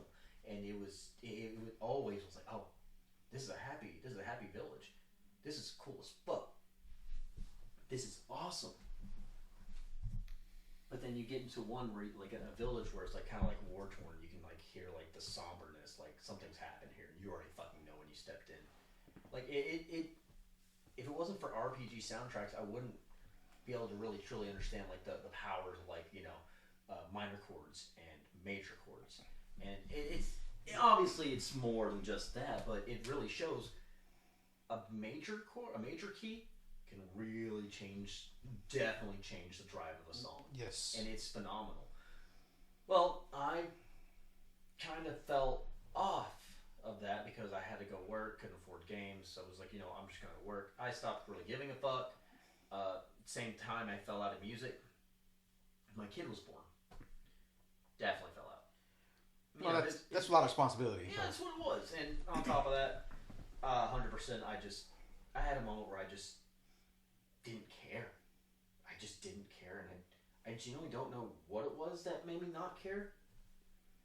But I do attribute it to just me I felt like a failure.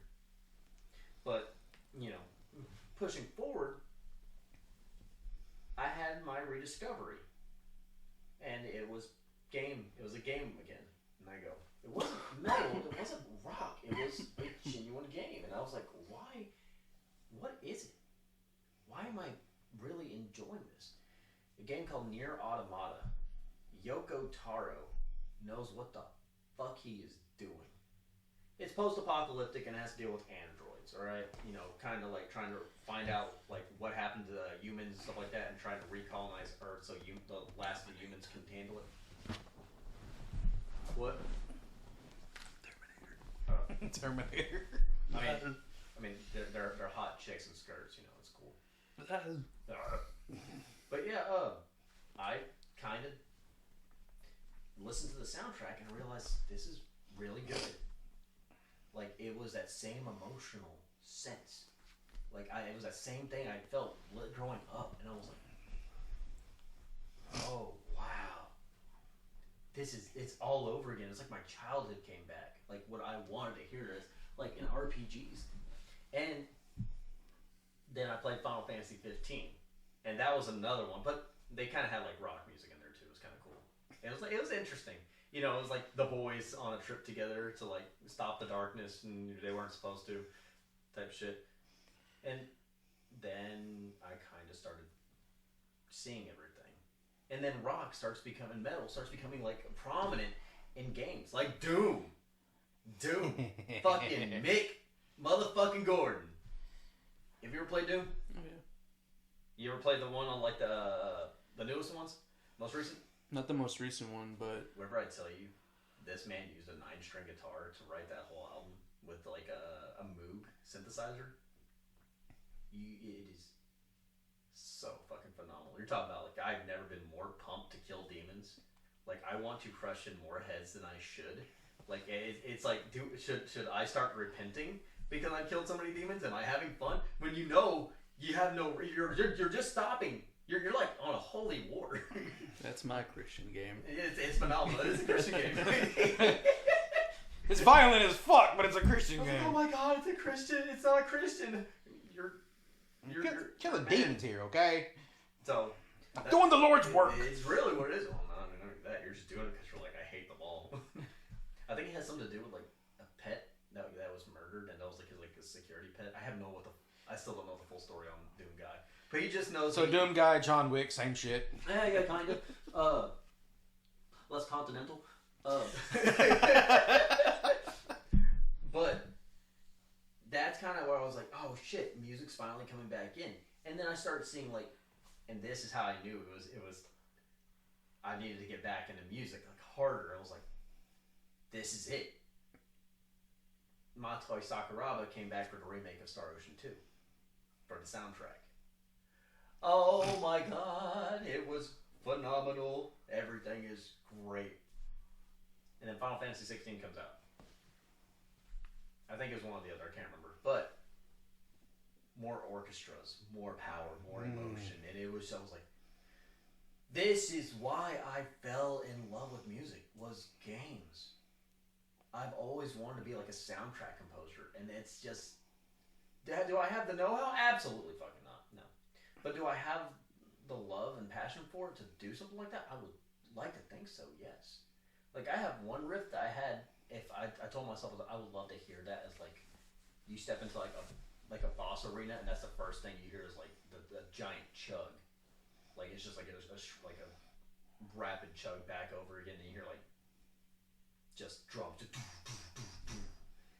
I thought it was like one of the coolest things. Like that is such a cool fucking riff, and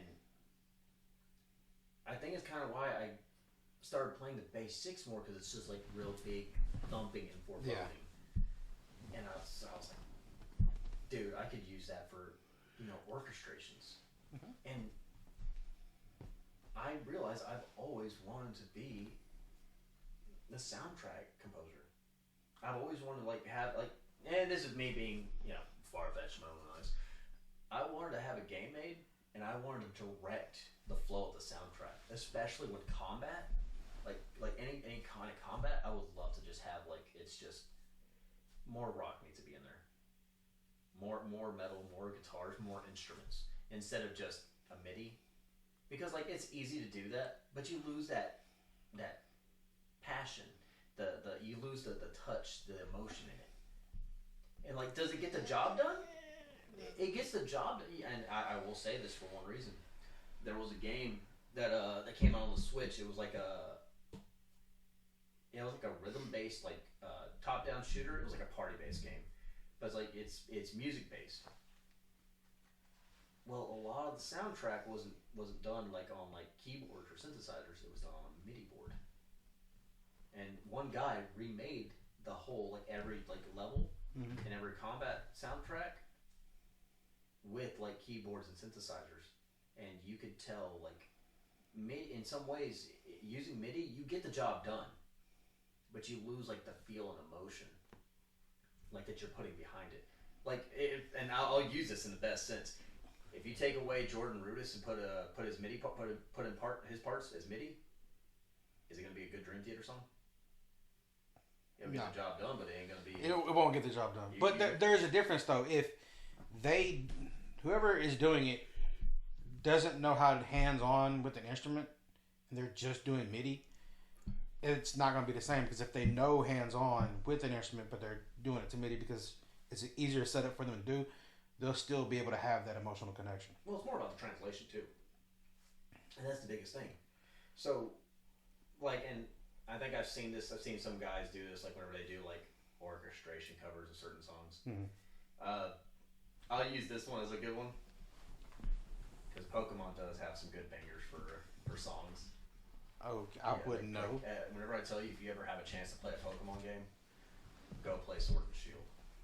Like, get a Switch, play Sword and Shield. You're gonna go, okay, this shit's good, because the gym leader battles, they start off like, it's like they're like almost like sports. It's like like you're on a pit, and that's where combat starts. That's where Pokemon battles start. It's like you're on a field playing a sport. For them, it's a sport. It's not a battle. It's a sport, and it's cool. It's like kind of like rugby, I guess. Gladiator rugby. But don't try to use the gladiator term and appease my Roman heritage. Shut up. But shut up. Thumb down.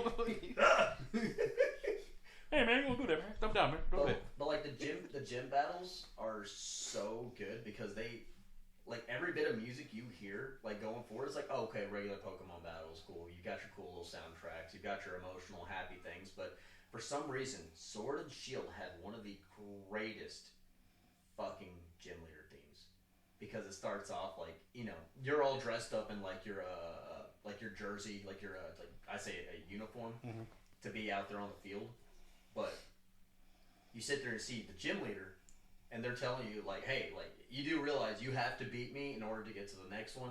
Without me, you cannot progress to the next one. Okay, cool. Well, they're respected in their towns because of their skill. Obviously, that's how most games go. But for this, because it's like a sport, it's like they're celebrity. And it's so cool. Like every Pokemon game, like, oh yeah, this is the gym leader. And it's like, oh, he's a legend. He's done this, but for some reason, up here, it's like they're like the top of the top in the town. Are they the champion? No, but there's a reason they're a gym leader. But when you hear that music, like the pumps, it starts off like super fucking techno, and then it just drops. And then when you get down to their last Pokemon, and I'm using this as a good example, when you get down to their last Pokemon, like they'll something they have something called Dynamax. That was the skill. It makes them get larger to make like kaiju battles, like Godzilla versus Godzilla type shit. That's what kaiju is. Like, Godzilla was the start of the kaiju era. Anyways, on subject. With that, like you have these two giant Pokemon fighting in an arena with people around, like you're like in a fucking like football arena, and they're seeing like these giant Pokemon. Like you're like, oh shit. Well, now on the final Pokemon, the crowd starts chanting with it. When I tell you, it brings out such a phenomenal thrill. Like you hear the crowd start chanting with the theme of the battle song. It's so good. Like I'll have to play it for you. Like after this, I have to play it for you so you'll understand what I mean. Like emotion from soundtracks is what kind of kept me in music. Okay. So yeah, I'm sorry. Like I went off on a deep tangent on that. That's why I try to use examples. But if there's any game that got me into it, it's really Final Fantasy. Their soundtracks are just so thrilled and they're thrilling, filled with emotion, everything. Like you know what's gonna happen based on the soundtrack. Like, is this a town that's fucked up? This town's happy. This town's kind of like deserted. You know, whenever you go into a kingdom, it's gonna sound like almost like regal, bombastic, and you're like, oh, okay, cool. I'm about to meet a king here. It's phenomenal, and I've loved RPG music because of that. But I guess I kind of, because I fell out of it, I wouldn't say I've lost touch. I just never had time whenever my kid was born. I just wanted to sit there and go to work, come home, spend time with my kid, and that was it. And then I started kind of getting back into games and stuff, and it was good. And I enjoyed it. I really did. So, but yeah, that's mine. Like I said, the only reason why I said I'll go first is because it can be pretty. I get super passionate about it. Like, God, I could sit there and give you soundtracks all day. But like, this one is the fucking shit. You have no idea. I use Doom as a good example too, because that's a good example. Metal. I could tell you a good reason why I say metal is good in soundtracks. You ever play Wolfenstein?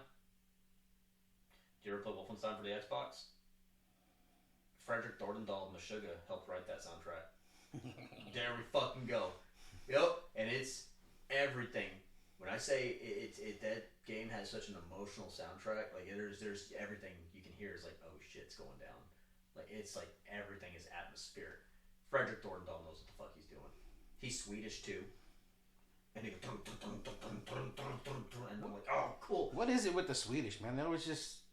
I mean, fucking Mojang. I mean, I don't know what it is. It's like, hey, we're in Sweden. What are we gonna do? Fuck, let's play some hard, just shit. I mean, is there nothing to do? I was about to say, I was like, Children of Bodom. I was like, they're Norwegian. He's Norwegian, isn't he? They're the ones that I love Children of Bodom. Okay, that's the dude that taught me like. Aren't those the people that burn down churches and shit? Different thing, I think. Anywho. But yeah, no, before I start getting into a deeper tangent. Oh, that's black metal, my bad. That's more like they shot people. They're on band. I'm gonna use this skull for a pic. I'm doing it for Phaeton. Actually, better not say anything because let's drop this one now. We have to. I'm scared. It's the first episode, guys. Come on. I'm scared of black metal. I don't like black metal. It's okay. It's the whispering vocals that I don't like. I think whenever you start getting like deeper into like symphonic stuff, it gets good. But yeah, that's my tangent. That's my little thing, my little spill. It's games and like just emotional soundtracks, like even for movies.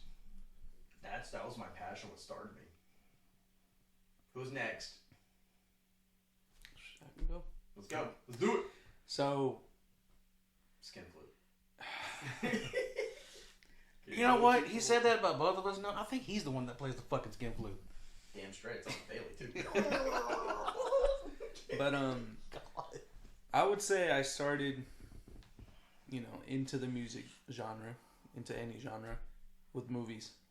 That was my biggest thing, is just listening to the music that they had in movies, the background music, and like you said, the emotional music, how it made you feel. That was one of the biggest things for me, and that would be the music I would listen to, was movie music. And then after that, I had my little emo era, and that's all I would listen to. It's not a phase, Mom. It's a lifestyle. Was nothing but emo music, and I don't know how to handle it right now. It's still not a phase, David. And I was listening to that for a good while, and then I just started that. I got my first job and everything, and I kind of just stopped listening to music because it would be school, then job, school, then job, school, then job. So then I wouldn't really have time to sit down, listen to music, and really the only time I would listen to any music was on the radio. Going to work, or what they played at my job, and that was it. And it was mainly Greek music, so I didn't understand it. So I was like, we're gonna have to come back to that one. Yeah. Those are my cousins in the Mediterranean. What's up? My brain kind of popped a little when you said that. I was like, So I couldn't understand anything they were saying. I understood they were covers because they kind of sounded familiar, but then I was like, whatever. This is a cover of "Achy Breaky Heart," but I mean, you could just tell. They're covers. I know the tune, like the harmonies and all that shit, the melody and all that's working, but it's not in English. It's not clicking for me. Do you remember? I don't know if y'all remember. I'm pretty sure you do. You might. You ever seen like that really bad dancing cheese animation? And it's like they hear like the Indian man sing "Pumped Up Kicks." I don't like remember a dancing cheese, and it's him. It's his cover of "Pumped Up Kicks," and he can't sing it, but it's so great because like it's actually kind of listenable. I think he's like from I have no idea where the fuck he's from. Somewhere over there. He's like from It's just so great because you know it was a big deal on the internet. I was like, it was actually pretty good. Not gonna lie, it sounds better than the original. Imagine "Pump That Kicks," but in Greek. Yeah. Yeah, this is uppity, man. Look at this. But anyways, but that would pretty much be my music. Would be I'd listen to it, right, then stop listening. Listen, then stop listening. Focus on it, now focus on it, and it would just keep flip flopping back and forth. And when I had finally quit that job and then just started, worrying about school, that's when I got back into music. And I was listening to the stuff that I used to listen to. I would listen to some stuff that I just found out about. But I was never like into a genre. I would always go to this genre, then this one, then this one, then this one. Which is, I mean, it's pretty normal to do that. Yeah. But I know some people like their genre and they stick to it.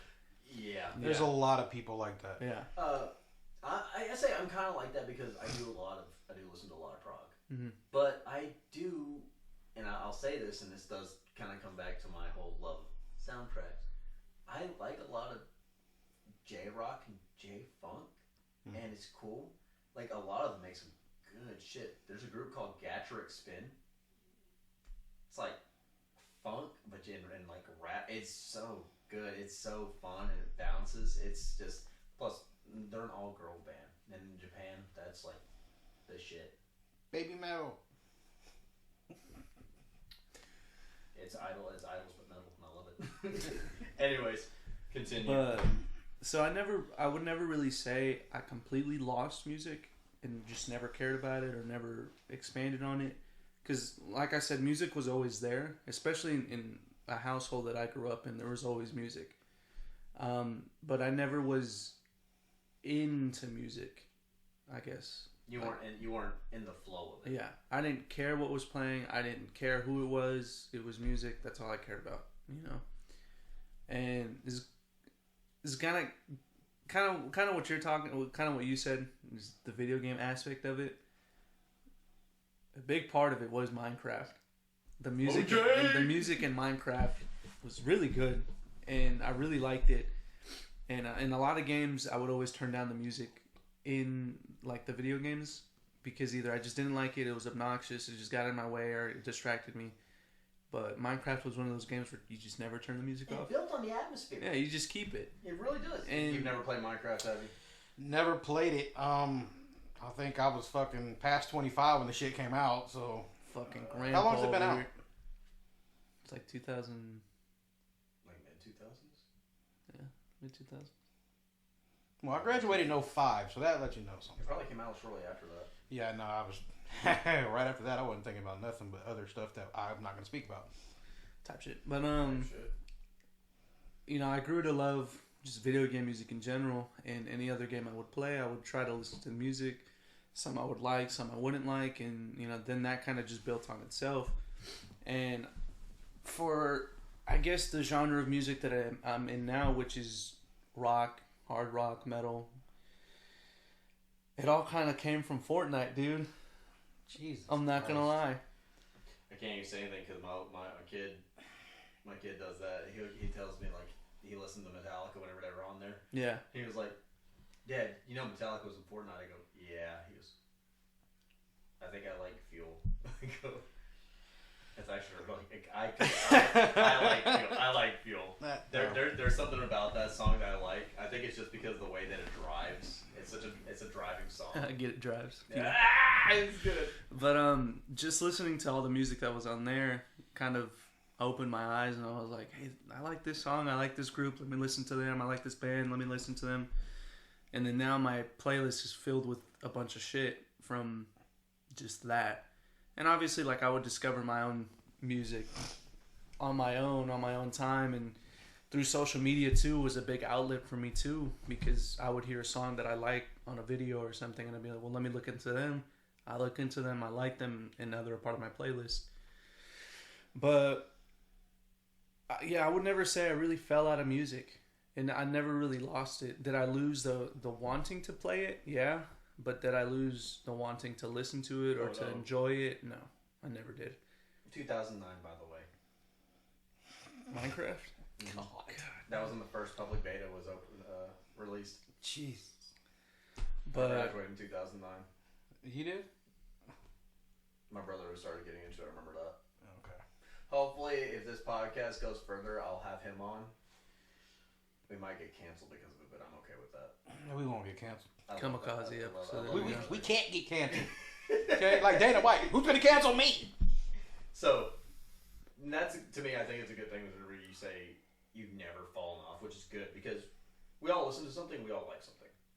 Yeah. Some people will go, well, I like nothing but like R&B and like classic Motown, and those are the people that I go. You dance a lot, and I love that, which means you are active, and I love that because you also don't hear Motown a lot more anymore, which sucks. You still have like, you know, more they call like re-pioneer, like they're trying to re-pioneer the idea, like they're still trying to get that feeling back, but it's kind of tough to do it. In today's world, I don't see it going as far as it did before. Mm-hmm. Unfortunately. But you know, those people that sit there and still say that they listen to it, like I think they've got a great. Most of them are got great vibes. Oh yeah.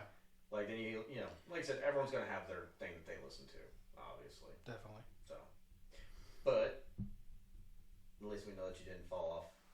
Yeah. And you're more open to listening to music, especially at your young age. Back then, I would definitely say I tried to stick to just one genre of music or one specific singer or one specific group. But now, like, I guess that I've matured, which I wouldn't say I'm fully matured. No, far from it. Never will be. But not even fully matured. Nope, and I'm damn near 40. But I heard that noise before. See, you're talking about that shit right there. That shit right there. But I feel like now I'm more open to whatever I hear, and if I don't like it, I don't like it. You know, that's just how everybody is. You don't like something, you're not going to listen to it. But even if I kind of like it, I might throw it in my playlist every once in a while. I'll listen to it, or I might skip it, but it's always there to listen to. And there's a bunch of songs on my playlist right now that I haven't heard in the past like 6 months, but every once in a while when it comes on, I'll be like, let me listen to it. Fuck it. It's that feeling. Yeah. And like with the Fortnite thing, just being able to It opens more. hear anything for free, you know? It opens more doors to you. Yeah. And I guess being able to play any instrument that is in the song itself kind of opens you up more to it, because you're like, hey, I really like the guitar in this specific Metallica song. Yeah. Let me play the guitar. Or I like the drums in this specific fucking Avenged Sevenfold song. Let me play the drums, you know? I'm just saying. Don't fucking shake your head.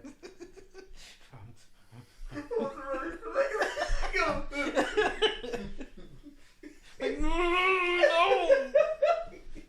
But you play happy shit. Gordon Lightfoot. But just like having that access to any song that at least is on the jam sheet or whatever they fucking call it. Just being able to click on it, play it, listen to it, and if I want to listen to it on my phone, well, I can put it on my phone and listen to it, you know? That kind of opened me up more to it. Yeah, that's dope. I didn't even know there was music in fucking Minecraft. You didn't even know fucking Minecraft existed. Dude. I knew it existed. Yeah, I that's thought what it was they just a bunch all of say. blocks and bullshit. Don't Fucking- start making me start to say grandpa now. Fucking I'm not- senile dude over here, Don't do man. that shit. Stay off my lawn! I can fucking build it! Back in my day, we used to build with fucking wood. Fucking loser. Now they're building one with blocks. What the fuck is a Minecraft? You ever watch that South Park episode where they're trying to learn how to play Minecraft so they can get past the passcodes on TVs? No. Oh, dude. So, Damn, I gotta see that one. dude, it's funny because so y'all know like the murder mystery shit, Yeah. like what happened, like what is it, like on Dateline or How to Get Away with Murder and shit like that. No. The parents of South Park started getting into that, and they're calling it murder porn. Because like Oh, the kids think it's porn. no, Oh. the adults are like finding it like hot and stimulating and shit, and they're thinking like, oh, this is what's revitalizing our sex Hey, lives. you wanna watch some murder documentaries? Oh man, what's that, man? We can do that. Come on, man. We're gonna watch TV, man. It's so good to watch. It's so fucking. I'm gonna go, yeah, because I got Max. So I'm gonna get on there and look Yes. and try to find that. And That's all that me and the missus watch is like South Park and like Karen videos. It's fun. It's great. I love it. I love watching car crash videos. You too. Yeah, you ever just put those on and just... It's fucked. Yeah, that guy's fucking stupid, man. What a fucking that was dumbass. me last night watching, IG live moments gone wrong or whatever. Did you see Johnny Somali on there? No. Fuck that guy. I had to stop watching it because these people are so fucking dumb. Like you kind Like this one dude shot someone and was driving around all live, and then he stops the car, gets out and run, and then wonders why he got tackled. And then these two other chicks were What I do? just driving away from the cops. What Like, I we're on a do? high speed chase, it ain't no big deal. Then they get out, what's the big deal? Acting like they did nothing wrong. It's like, I had to turn it off. You're right. You did the thing wrong, but we are taking you in anyways. I was like, you're stupid. Because we watch a lot of those too, like Walmart thieves and shit like that. Oh, God. Oh my god, I love watching those. We're like, I didn't steal nothing. What's in your purse?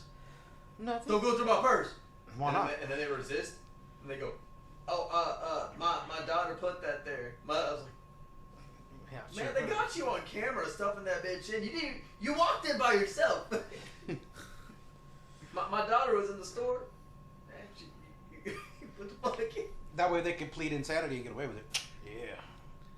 Dude, They were but doing. some of those fucking car crash videos, you watch it and you're like, how the fuck did you even survive to this age?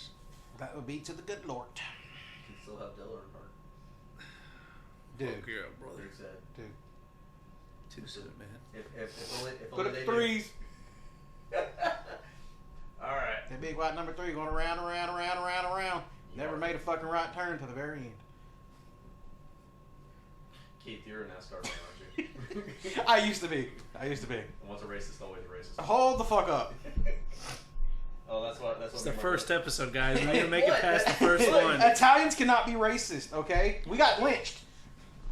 What does that have to do with being a NASCAR fan? You said being racist. Yeah, that's what we call it. That's what me and my brother call a fan. Racist. Do you get called a pepper belly every day at work by a certain guy there? The fuck's a pepper belly? Exactly. Yeah. What the fuck is a pepper belly? No, I still don't understand. I'll call him fucking Fumbo and he calls me pepper belly. Who calls you? Bumpo. Tell me later. Bumpo came from the idea that he said, I want to call him the F word. He said, can you call me the F word to me? I said, this one or this one? He was like, I like the second. So Bumpo it is. When he sent me the message, like the picture of the message, that shit was so funny. I was like, this is great. I was in bed when he said that shit. Said individual works down in spray paints with his mother. Yeah, gotcha. Yeah. Gotcha. That one. So, all right. Before we get that one has a Les Paul, man. Yes, guitar for yes, dude. And I had went up to him. I was like, "Hey, man, I just want to let you know, like, if you like it, you know, I'm glad." And he was like, "Yeah, I fucking like it. I spent a lot of money on it." I'm like, dude, that's even. I looked him dead in the eyes. I went, "Man, that's gay." He was like, "The fuck, man, you're fucking gay." And I was like, "Takes one to know one, dude." And it's still so fucking funny because I've told him. I was like, you do know he wants to get one, right? Yeah, he knows. He fucking knows, and I keep adding on to it, and he keeps getting mad. Instead of saying, like, well, you want to get one too, and like, he just keeps adding fuel to the fucking fire. All he has to say is that's your opinion, dude. He doesn't have an opinion. He doesn't make good ones. That's all of us. What's wrong with you? You need religion. All right, Keith. Okay. No. Never fell out of music. I don't love with it at all. Come from a musical family on both sides. Parents listen to, you know, the typical Judas Priest, Maiden, you know, all the old people music. My mom loves Elton John. Sometimes I think more than she loves me. I can read. I can't. Like an asshole. Back when rock was rock. Man, whatever these fucking hipsters are playing. It's fucked up because when you put that up there and he's talking about that, I'm just like... Now look, you dick. I'm crying, fuck. I'm gonna give you the what for. Have you... Have we even said our fucking ages yet? I don't think... We're gonna finish it. We're gonna try to finish it. Okay. So what was I? Elton John, your mom not loving you. No, she just... There's, you know, they have super fans, but apparently she's on some Facebook group, so there's more super fans than her that are worse than she is about it. Which Good thing. made me not feel as bad about That's a good thing. Over Control, but you know that just there's always been eclectic, but for me, at 8, when Bone Thugs first came out, and I first heard, I said that's something different that isn't like anything else, which I fell in love with them. So it's always them. They're always gonna be my ride or die. But listen to everything. I know back when I did really talk to my dad and was going over there, I was cleaning my room one day and he walked in. He's like, "Hey," I was like, "What? Is that random jazz playing?"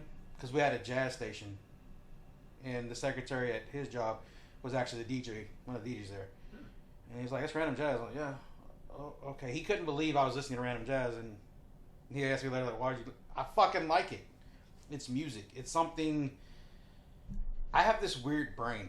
Okay, when I hear music, fuck you. Most people either listen to the lyrics, or the other people will listen to the actual music. My fucking dumbass brain does both at the same goddamn time, and I try to analyze it. Genesis. I like Genesis. I do too. I miss Phil Collins. I wish he could still do music. He sits in a chair now. Well, he's fucking deaf. You're old. Yeah, he's old. What? He's Gramps. He's Gramps of V1, you're Gramps Okay. of V2. Oh, Me too. fuck you, Dillhole. Dill. But I'm gonna whoop your fucking ass. I'm gonna bend you over my knee and spank your bottom. You might like that. Yeah, I think he will. Who knows? A finger might slip. Type shit. That is not type shit. That's far from it, man. Hey, what I heard. He's like, Can I sit over there, dude? No. He's like, I don't know the little sketch anymore. So, yeah, One of your rolls enveloped my elbow. good. That ball's even fucking up there. Hope it smells like fucking Fucking bacon. down here. God. Oh, You continue. you're ruining my segment.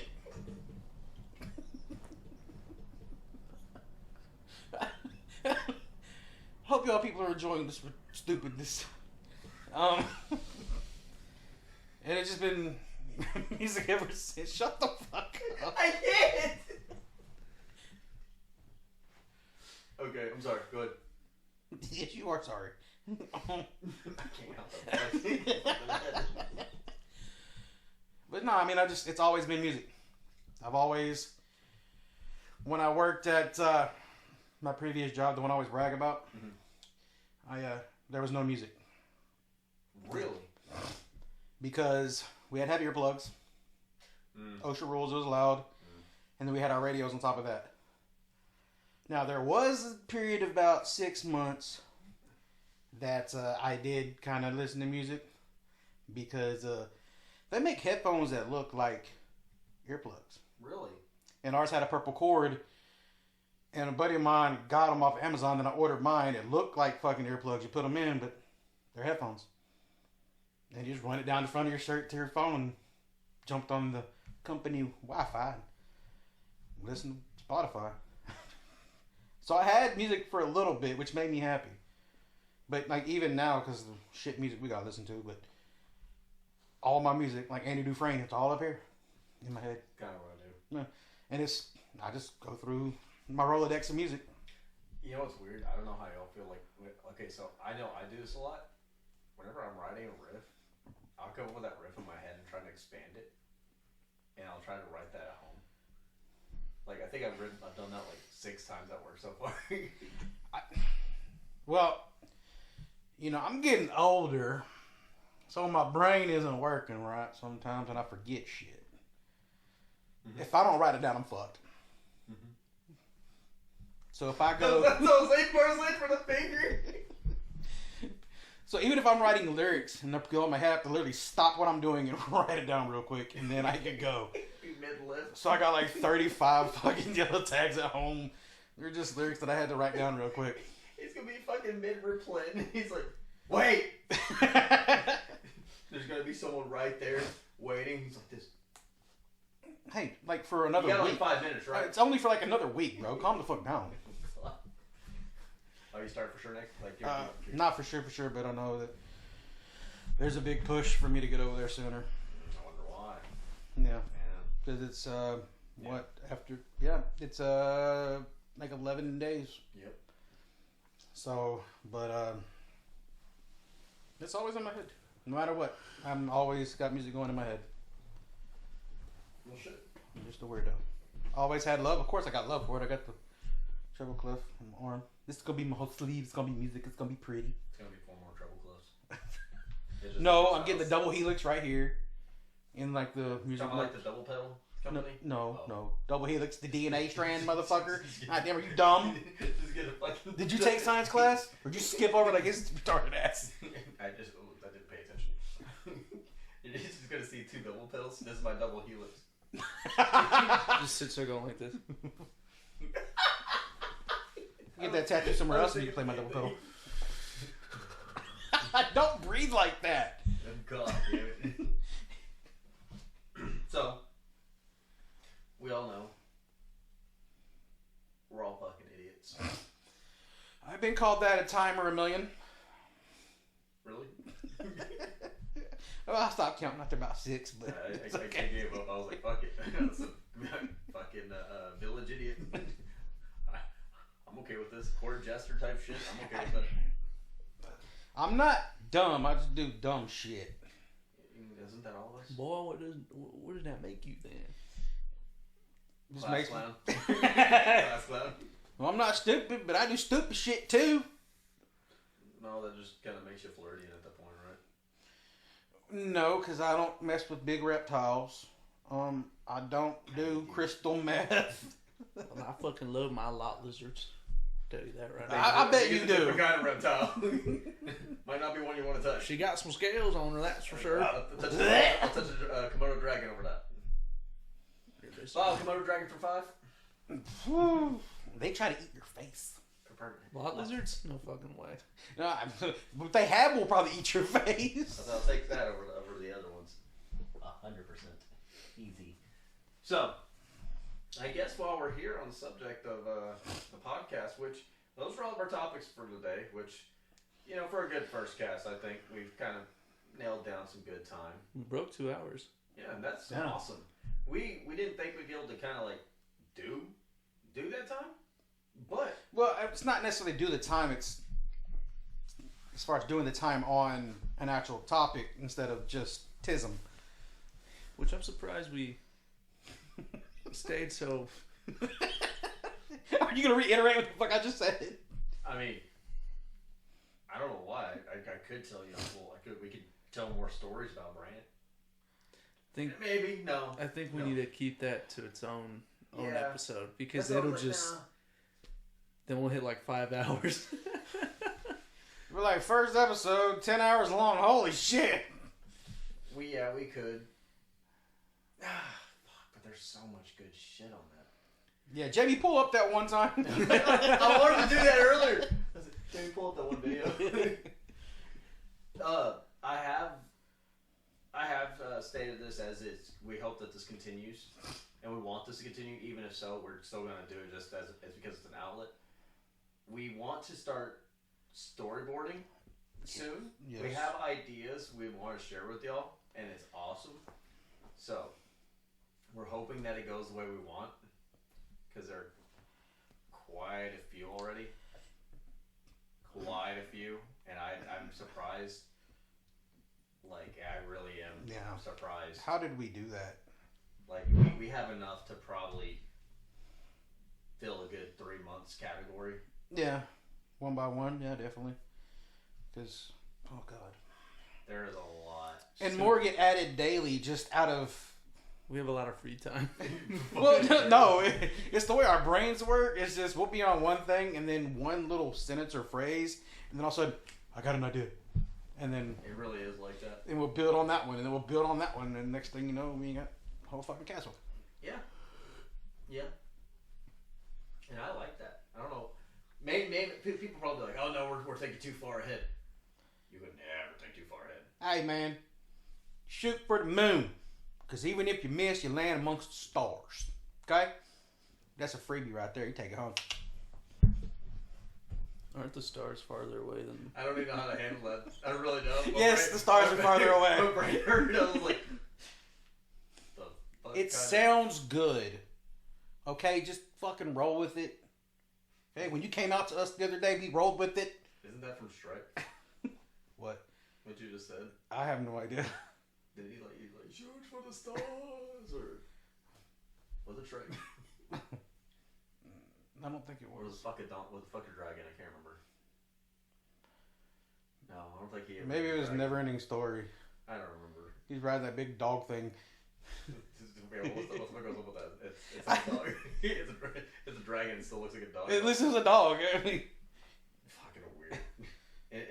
they didn't want to scare us when we were kids. Is what it was. Sad thing is, they call it the never-ending story, But it ended. the movie fucking ended. Yeah, it ended. It was like, you assholes.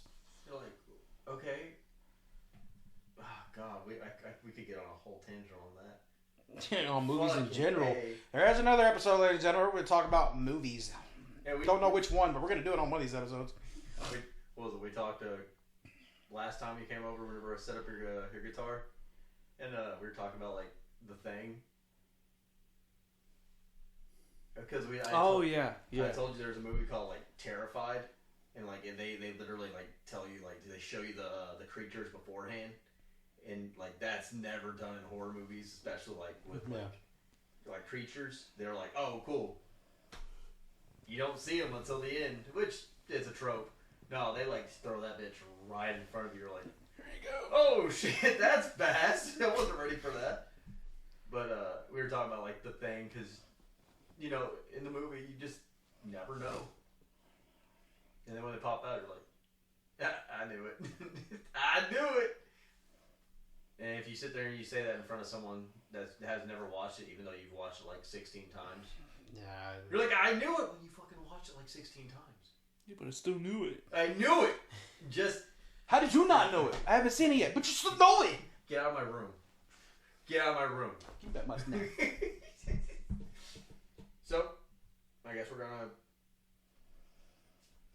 We're gonna let the people go, be free. I don't want to do that. They're hostages at this point. Stockholm. We're not gonna call them hostages. They're here so long, they just like us now.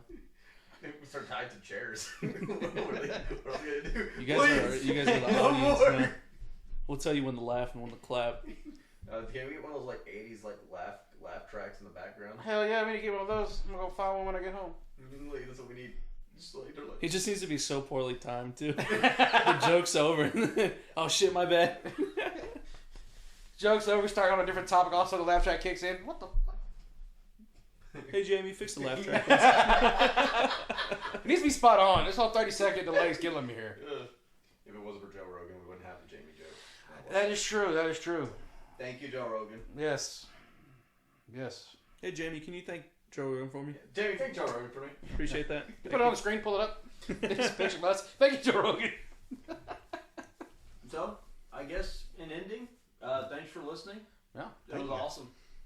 Especially for our first time. Winging the fuck out of this one. Reminds me a lot of my first time. Well, I don't want to touch this one. 50 years ago. Asshole. Thanks, everybody. I'm Adam. I'm Kate. Fucking Vincent. Till next time. See ya.